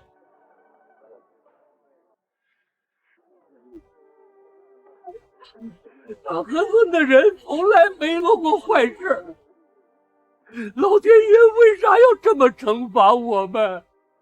造孽呀！都安静！老天爷没那么绝情，总会给我们一条活路。1天不喝水，除了难受点也不会死。该干啥就干啥去。太阳落山之前，我会给大家一个说法。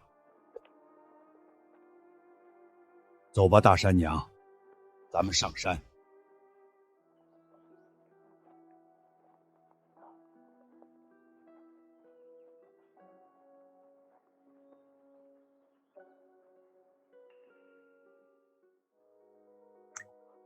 真的有水，这里一直都有水，为啥从来没有人发现？大河村有救了。因为从前不缺水，所以没人想过来寻。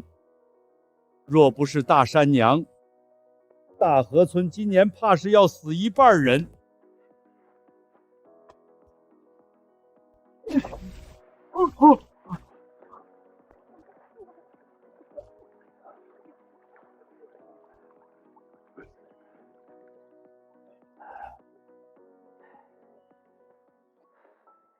赵大婶子，先前我还以为你是故意诓骗我们，我在这里给你认个错。都是一家人，见外了。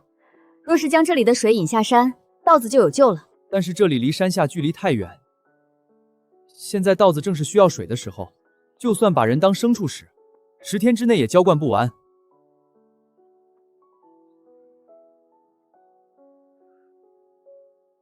大山娘，你可有什么主意？二狗，你昨天想出来的法子，让李正给你指点一下。咱们大河村的稻田有上千亩，靠人肩挑手提肯定不行。我想着，是不是可以从山上挖一条沟到山下，把水引到田地里？二狗子，你知道从山脚到这里有多少里吗？有10几20里路，比防洪的河堤还要长。除了挖沟渠，你们还能想出更好的主意吗？二狗子，你继续说，万一能行得通呢？10几里听起来远，但分成无数小段，每人负责一段，就不难了。这大概是1丈，一个人2个时辰能挖完。我昨天量了一下，从山上到山下大概3000丈出头，那么就是需要3000人挖2个时辰。大河村壮年劳动力有400-500人，一起上阵，差不多15、16个时辰，时间分化一下，也就是2天半就能挖完。二鏊子，你真聪明！我以前觉得铁柱是最聪明的孩子，今天开始你也算一个。那我就不聪明了嘛。你要是能认10个字，你就是大河村第3聪明的孩子。教我认字，我请你吃糖炒栗子。一个字换一个栗子。大山娘，沟渠选哪条路挖下去更好？水源在谷底，从谷底绕到东边一路往下，这边不是太阳直射，土质没那么硬。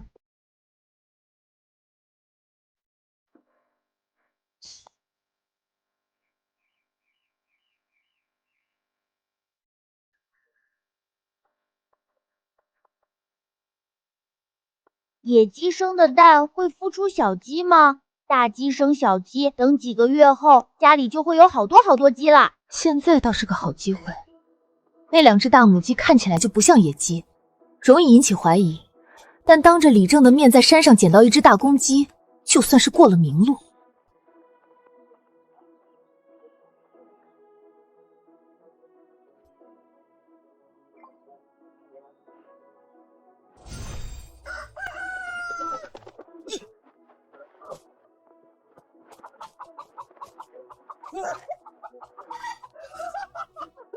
我抓住了一只野鸡，今天晚上有鸡肉吃了。我怎么就躲开了呢？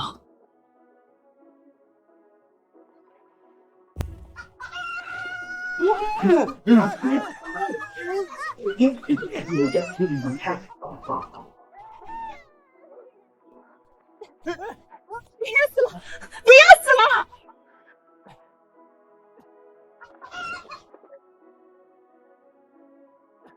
这2只鸡长得一模一样，野鸡比家养的还壮实。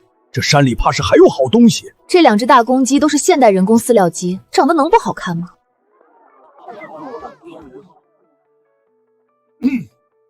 你们互相通知一下，1刻钟后全村开会。我有一个好消息要告诉大家。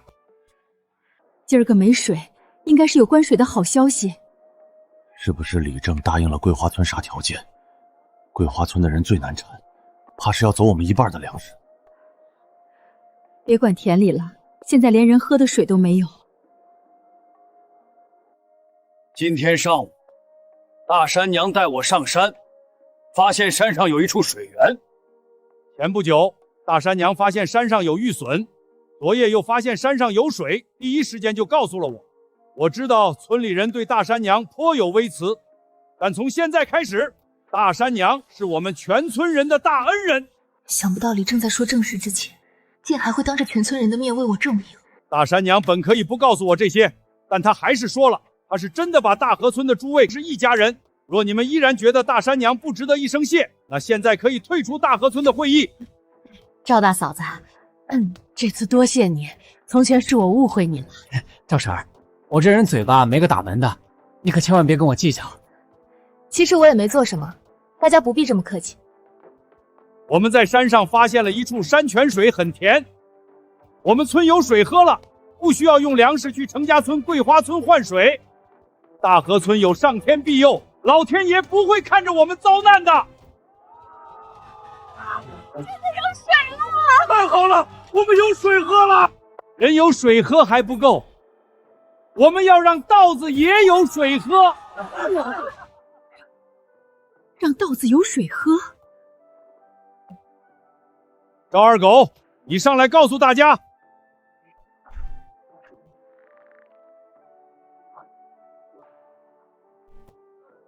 山上的水量很大，给稻子灌溉不成问题。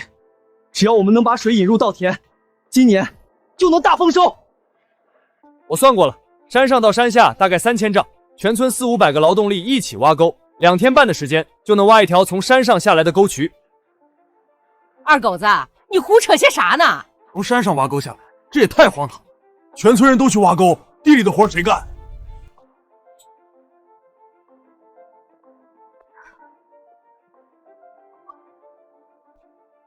好久没见大善娘，怎么好像白了、干净了，气质也变了？能烦劳你一件事吗？嘿嘿，赵大嫂子，尽管吩咐。拿一把铁锹过来，当着所有人的面，就在这里挖一条沟，让大伙儿看看，一个像你这样正值盛年的壮汉挖一条沟需要多长时间。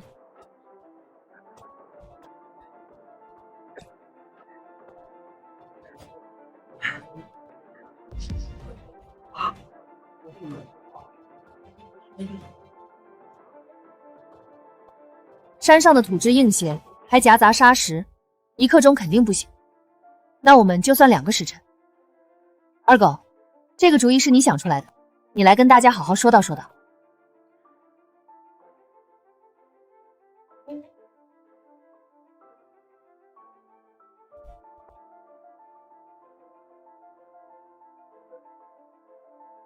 3000丈的地，如果2个人一队，这是大河村所有人的大事，全村16岁以上壮年劳动力必须参加挖沟渠。半个时辰后，带上农具一起上山。李正，要是山上没这么多水咋办？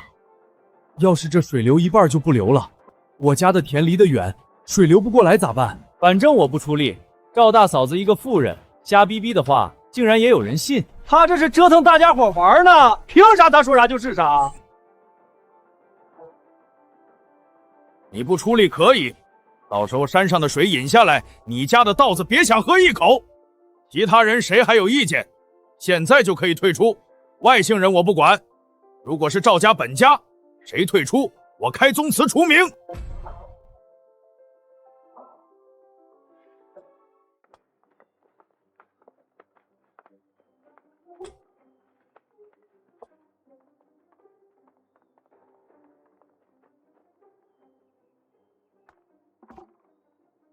二狗子我看着长大的，小时候邋里邋遢，鼻涕流这么长，长大了咋这么聪明？以后肯定有大出息。二狗子，你今年15还是16？说媳妇儿了吗？要不要婶子给你做个媒？不用了。我娘家有个侄女儿，今年15，长得那叫一个俊俏。明儿我带她过来，你们相看相看。你娘家那侄女儿不行，太懒了。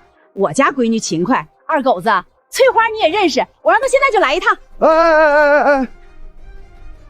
我不就是在全村人面前说了一番话吗？咋就这么受欢迎？我家里穷，娶了媳妇儿只能打地铺睡，怕委屈了人家姑娘，暂时不考虑这事儿。多谢各位婶子惦记。差点忘了，二狗娘可是赵成氏，要是把闺女真嫁过去，岂不是让人家受苦？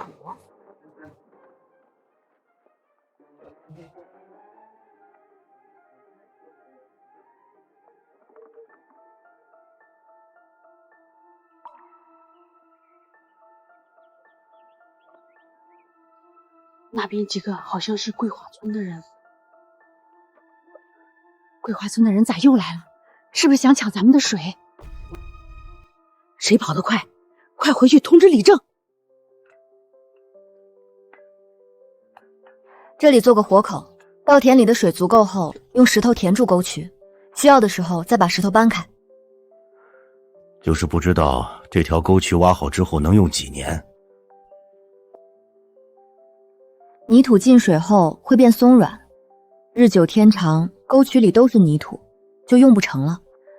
是不是可以在沟渠里垫石头，边上的泥土就不会被冲刷掩埋？大山娘，你这个主意好，我这就上山走一趟。先不急，现在最关键是把水引下来，垫石头的事儿等冬季农闲再安排。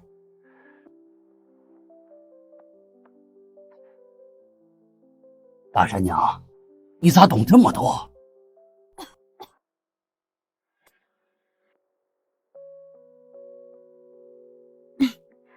我小时候住在外婆家，外公是种田的老把式。有回下暴雨，他挖沟把水引出去，我也是依葫芦画瓢，有样学样。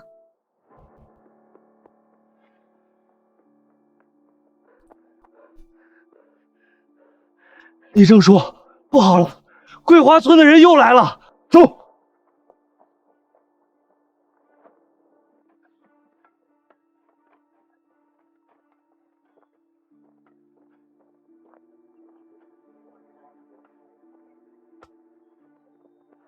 娘，你咋来了？这会儿没太阳了，咋还这么热？不知道今天晚上是继续干活还是回去休息？当然是继续挖。李正说2天半，那我们就连夜干，最迟明天晚上挖到山脚下。对地里的稻子等不得了，能快点就快点。连着干1天1夜可不行，别把人累坏了。晚上没太阳干活舒服，今晚通宵干，明天上午好好休息，下午再过来继续。来。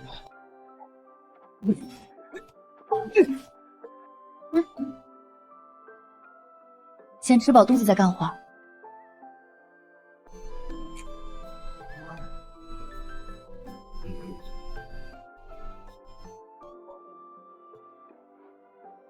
好香啊！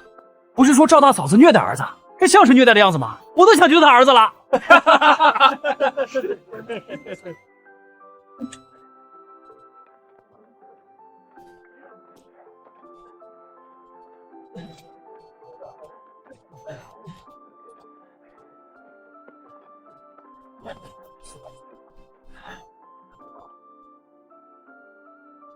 再挖3丈就收工，大家加把劲儿！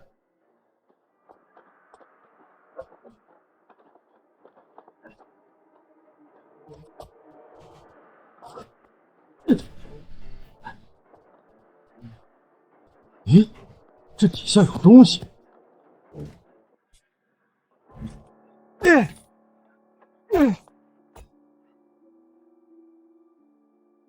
这边底下全是大石头，挖不动。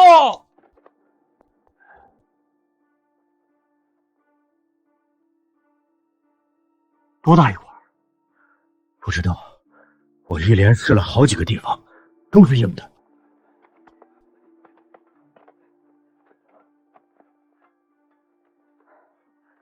我这边挖出去4丈了，还是这块石头。我这边5丈，一样。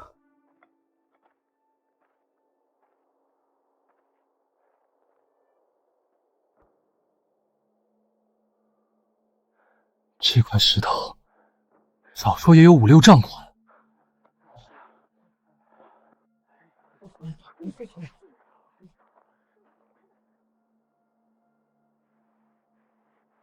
现在挖沟遇到大石头，可以用机器凿穿。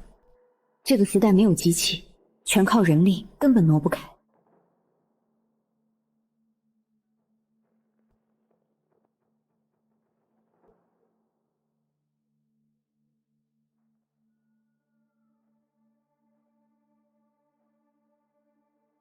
娘，东边是石壁，挖不动。西边这些树，砍一棵都要大半天，更别说这么多棵了。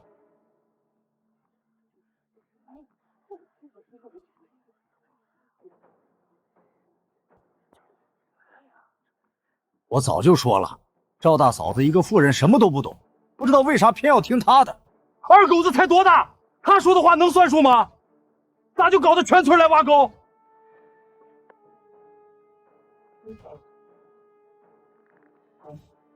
这么大一块巨石，天王老子都没办法。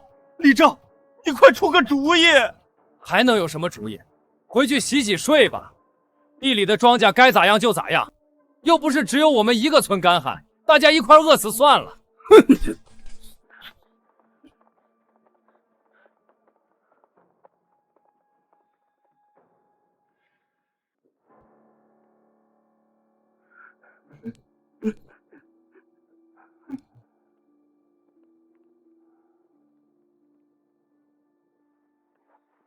一个个的丧气什么？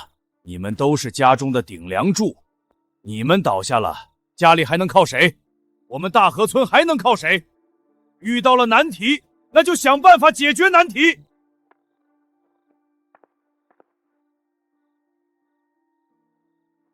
大石头我们没办法，那边的树难道没办法吗？明天大家一起来砍树，花个3、5天，我就不信不能那边的路清出来。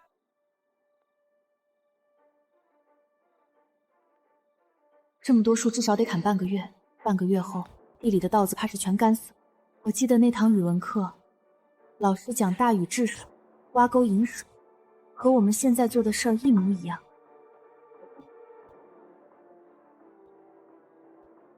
大禹好像让你遇到了麻烦，跟石头有关。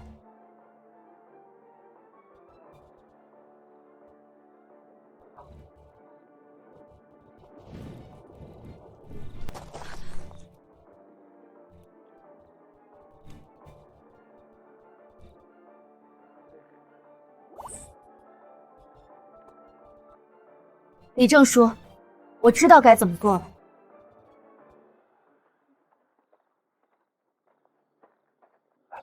大山娘，你赶紧说！你们把所有火把拿过来，放在大石头上烧红，再派4个人上去挑几桶水下来。我们去挑水。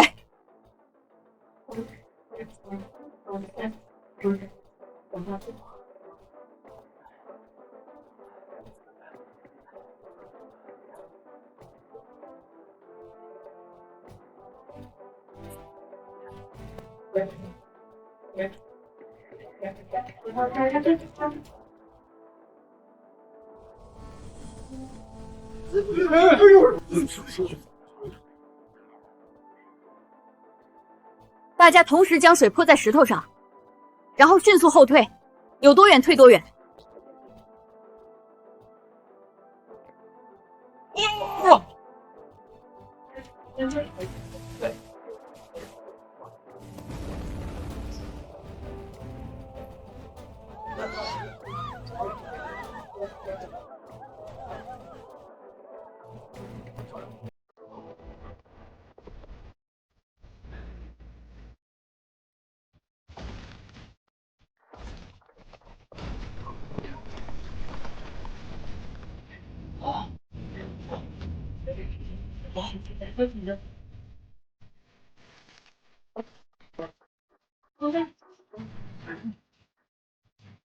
裂了，真的裂了！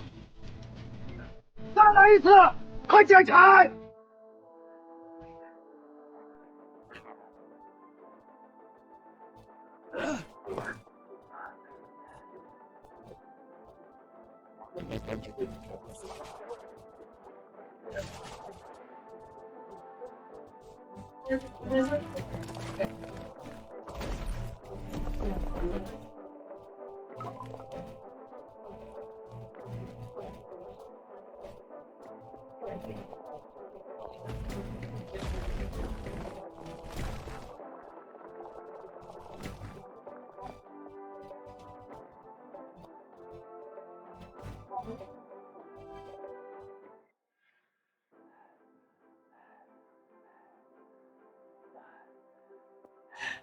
大家都回去休息，明天午时过后再来这里集合。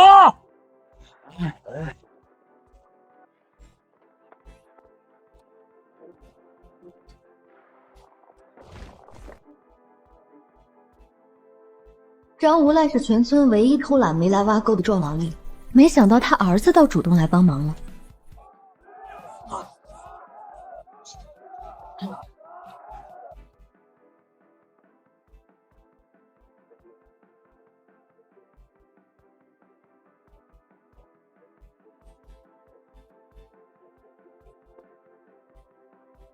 大山娘，这条沟渠是你发现的，是你带着大家挖出来的，这最后一筹该你来。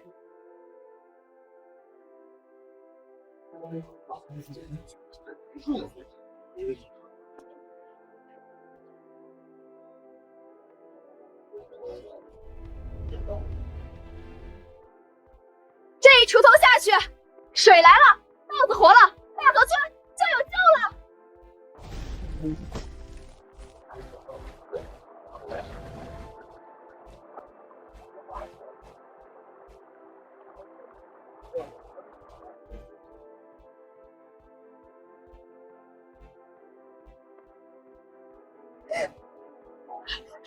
真的有水！水来了，豆子有救了，不会有人饿死了。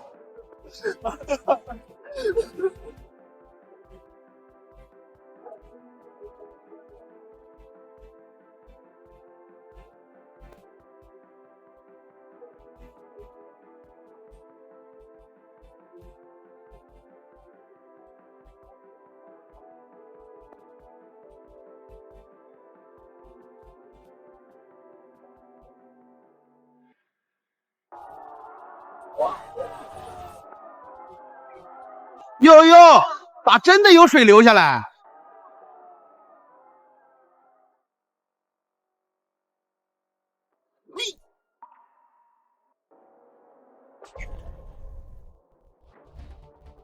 你再敢吐一口水试试！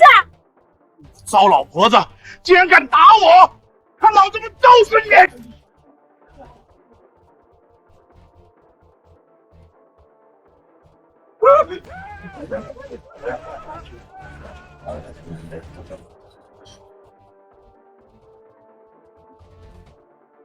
必须得防着桂花村这帮龟孙子，投毒这种事，他们肯定做得出来。我建议，巡逻队必须一直进行下去，保护山上的水，保护田地的稻子，保护家家户户的粮食。熬夜，巡逻队不能停！对，天天巡，看他们还敢不敢来！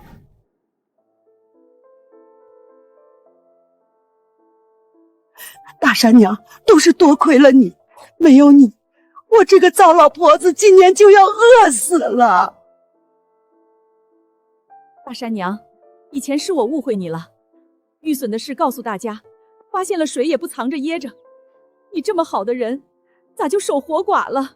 大山娘，我娘家哥哥死了婆娘，今年34，种田的一把好手。你明儿要是有时间，老大去年才死，今年就有人给老大媳妇儿做媒。老大媳妇儿虽然不咋行，但也是他们老赵家的人，要是真的改嫁了，就跟他们老赵家没啥关系了。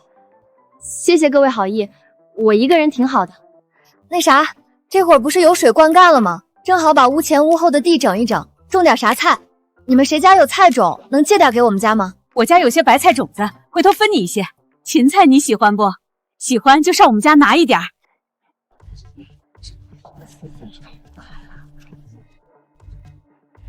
赵大嫂子，我家啥种子都有，你要不要去我家看看？看上啥全都拿走。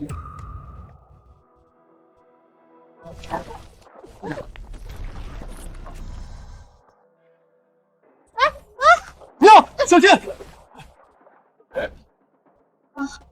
好你个狐狸精，当着我的面就敢勾搭我男人！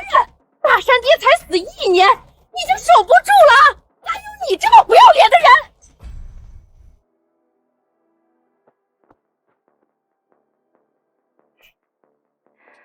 他全身上下哪一点比得上大山爹？他值得我勾搭吗？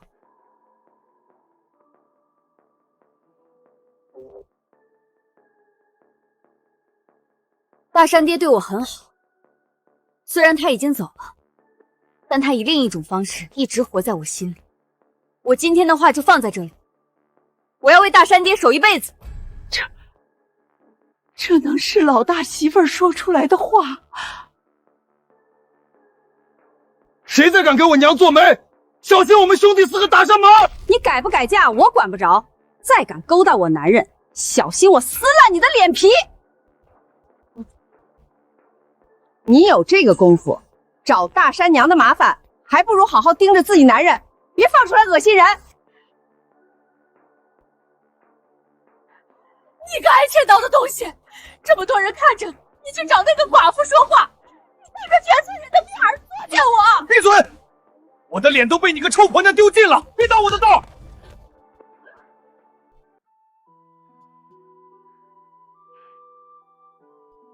娘，来来了来了，老大媳妇终于要开始说正事儿。看在他最近还算安分的份上，看在死去的大儿子的份上，他要是提出搬回老屋，那我就勉为其难同意吧。娘，回头老屋有的种子也劳烦您给我一些。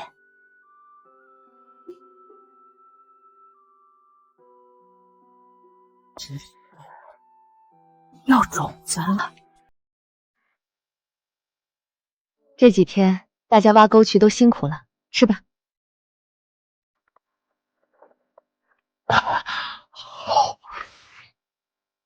娘，您先吃。行，我吃，你们也吃，别抢。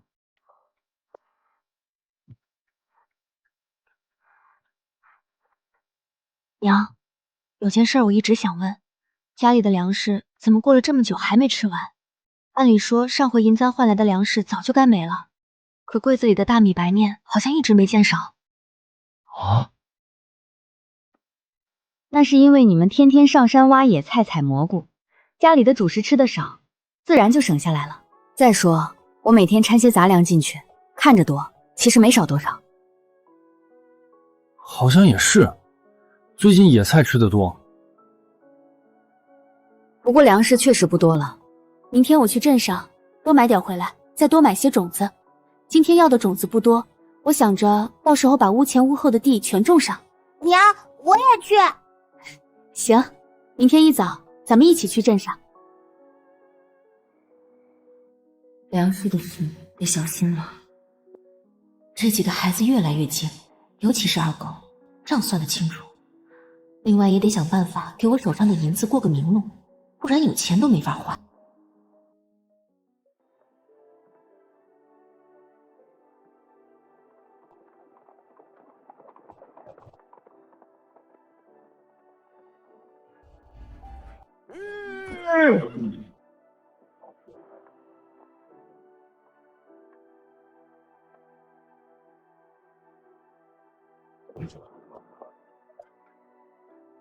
李正，您回来了。李正，你怎么坐着这么好一辆马车回来了？那马车是咱们平安镇县令家的，赶车的人是县令身边的小厮，专程送我回来的。呵，李正不得了嘞！县令大人竟然派人亲自送您回来。咱们大河村的李正就是有本事，能让县令大人另眼相看。还不是前几日挖沟云水的事儿传到了县令大人耳朵里，今日叫我过去，就是问这个事儿。以前啊，我想见县令大人一面都难，如今竟能有幸和县令大人坐在一处喝茶。县令大人多大年纪了？县令大人胖还是瘦？县令大人好说话不？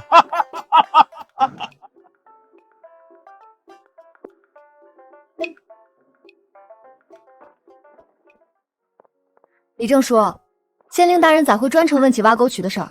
是不是有啥安排？平安镇下有36个村，每个村都干旱。县令大人想将挖沟渠推广开，问我是否可行。大东山上有水，又不代表其他山上也有水。离我们最近的桂花村都没得法子，更远的村更没法子。县令大人这是病急乱投医。看来今天是去不了镇上，不过这倒是个赚钱的好机会。你们先回家，咱们改天再去镇上。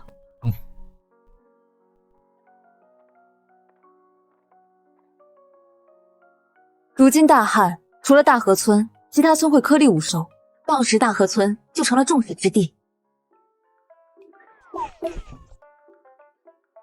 众矢之的是啥意思？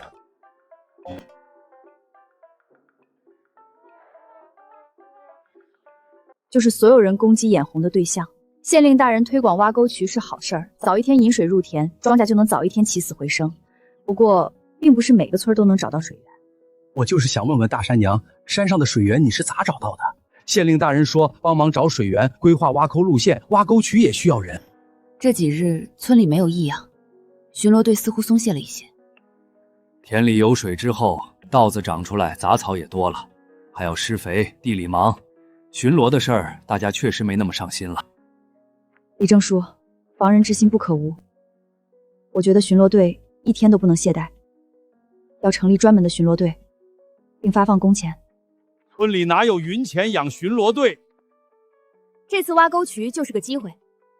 大河村给县令大人解决燃眉之急，县令大人是不是该给点资金？能申请下来多少银子，就全靠李正书的本事了。大山娘这脑子是怎么长的？竟然能想出一个从县令大人那里名正言顺搞钱的主意。大山娘，你说的对，县令大人说明日会亲自过来大河村，到时候我再好好跟他说道说道。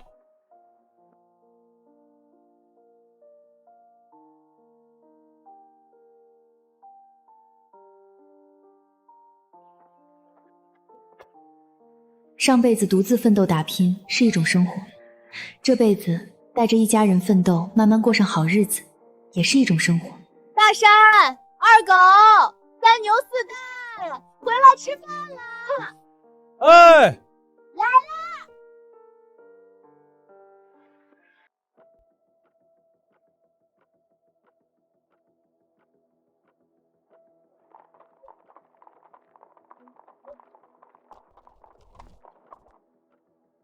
草民见过县令大人。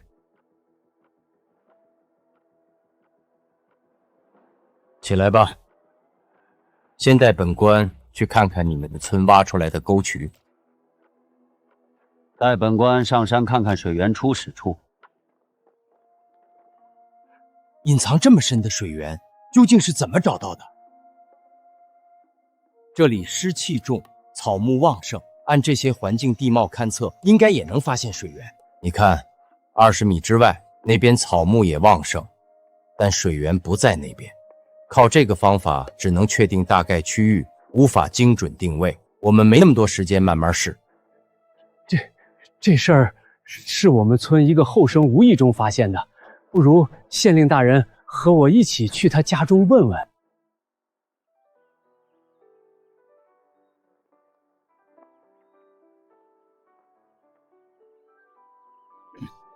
大山娘，这是县令大人，这是袁师爷。您父见过县令大人，见过袁师爷，快里面请。惠娘，快倒3碗水出来。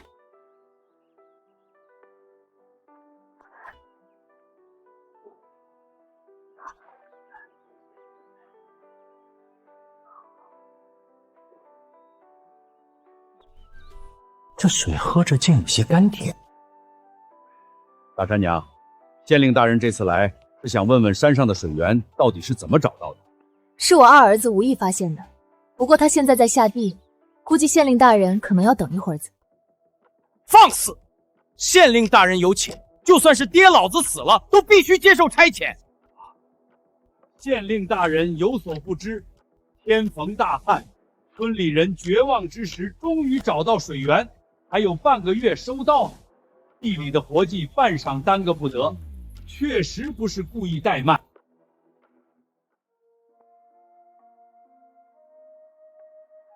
这里都是老实本分的庄稼人，你这脾气可以收一收了。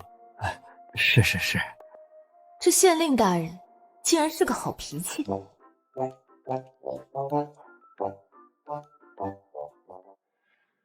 我家老二对大东山熟，找水不难，可别的村他头回去得耗功夫，一天找不到，第2天还得去。家里的田谁管？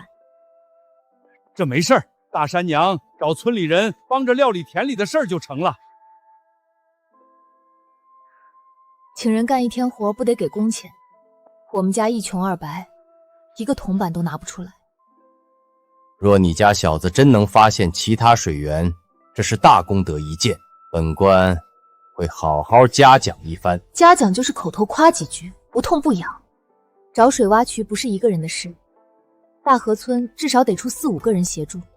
可正是农忙，谁家地里没活，帮了别的村，自家的田荒了，收成不如人家，图啥？县令大人的差遣，竟还敢懈怠！秋收在即，谁愿意丢下自家活计帮别人？但若有足够的好处，不用催，我自个儿就能干通宵。大人觉得这话在理不？大山娘这胆子也太大了。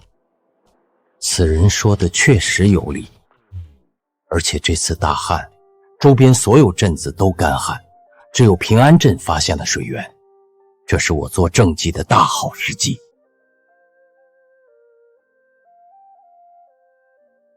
大河村所有帮忙找水源、挖沟渠的人，一天奖赏100个铜钱。一天100文，好差事啊！县令大人，民妇不是这个意思。为县令大人办事，怎能要工钱？要是一处水源都没找到，这钱拿着烫手。那依你之见，该当如何？若是发现一处水源，县令大人就给嘉奖；若是无法为县令大人解忧，我们也没资格拿银钱。35个村落，3天内必须全部走一趟，如此下来，3日都不得成眠。找到一处水源，奖赏2两银子。2两银子，发现10处就是20两。大嫂子和普通农妇完全不一样，难怪能养出发现水源的儿子。水源的事就这么定了，你们大河村出人，本官出钱。县令大人放心，我们一定尽心尽力。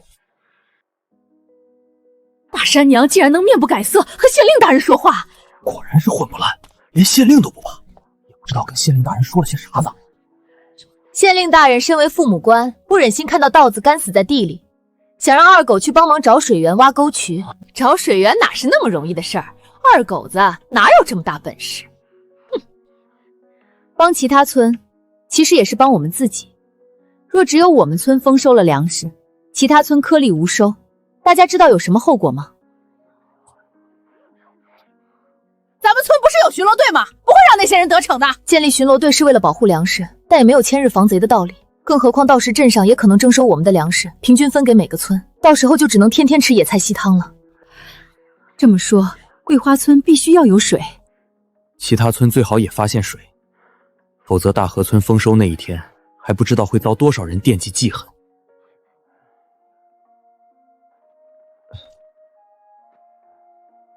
娘，县令真让二狗去找水源、挖沟渠啊？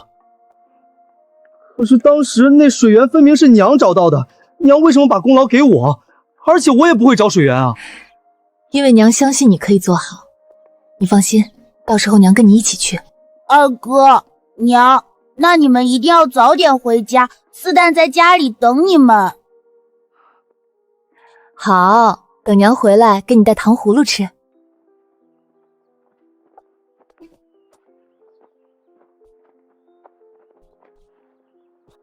娘，您真能看出哪里有水？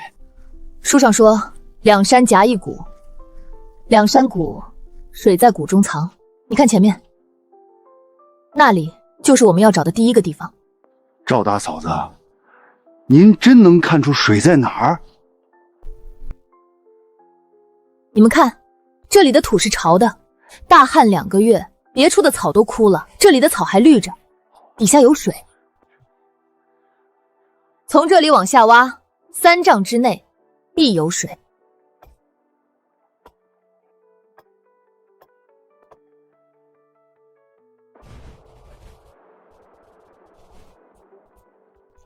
水，有水了！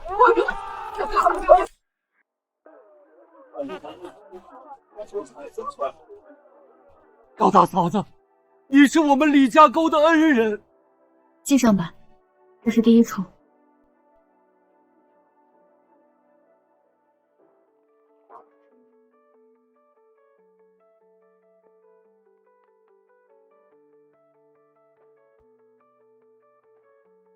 从这里往下挖5尺。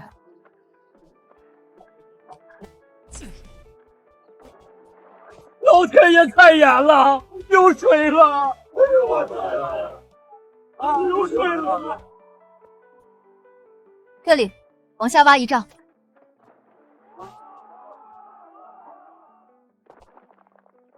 这口井没干，只是堵了，往下倾5尺，水就上来了。石壁后面是空的，凿开水就出来了。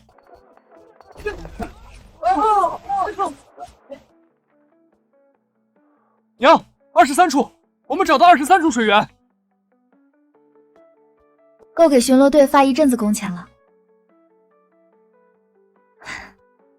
走吧，我们回家。县令大人，大河村的人一共找到了23处水源，平安镇36个村子，如今个个都有水了。23处，那就是46两银子。大人，这银子花得值，今年平安镇的税收怕是比去年多3成。不是银子的事儿，是老百姓能活下去了。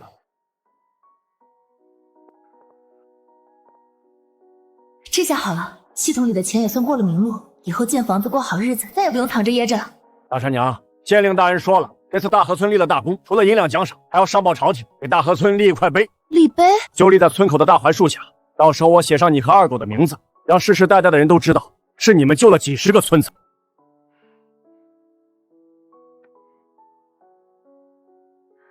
李正叔，碑上不要写我的名字，也不要写二狗的名字，就写大河村3个字。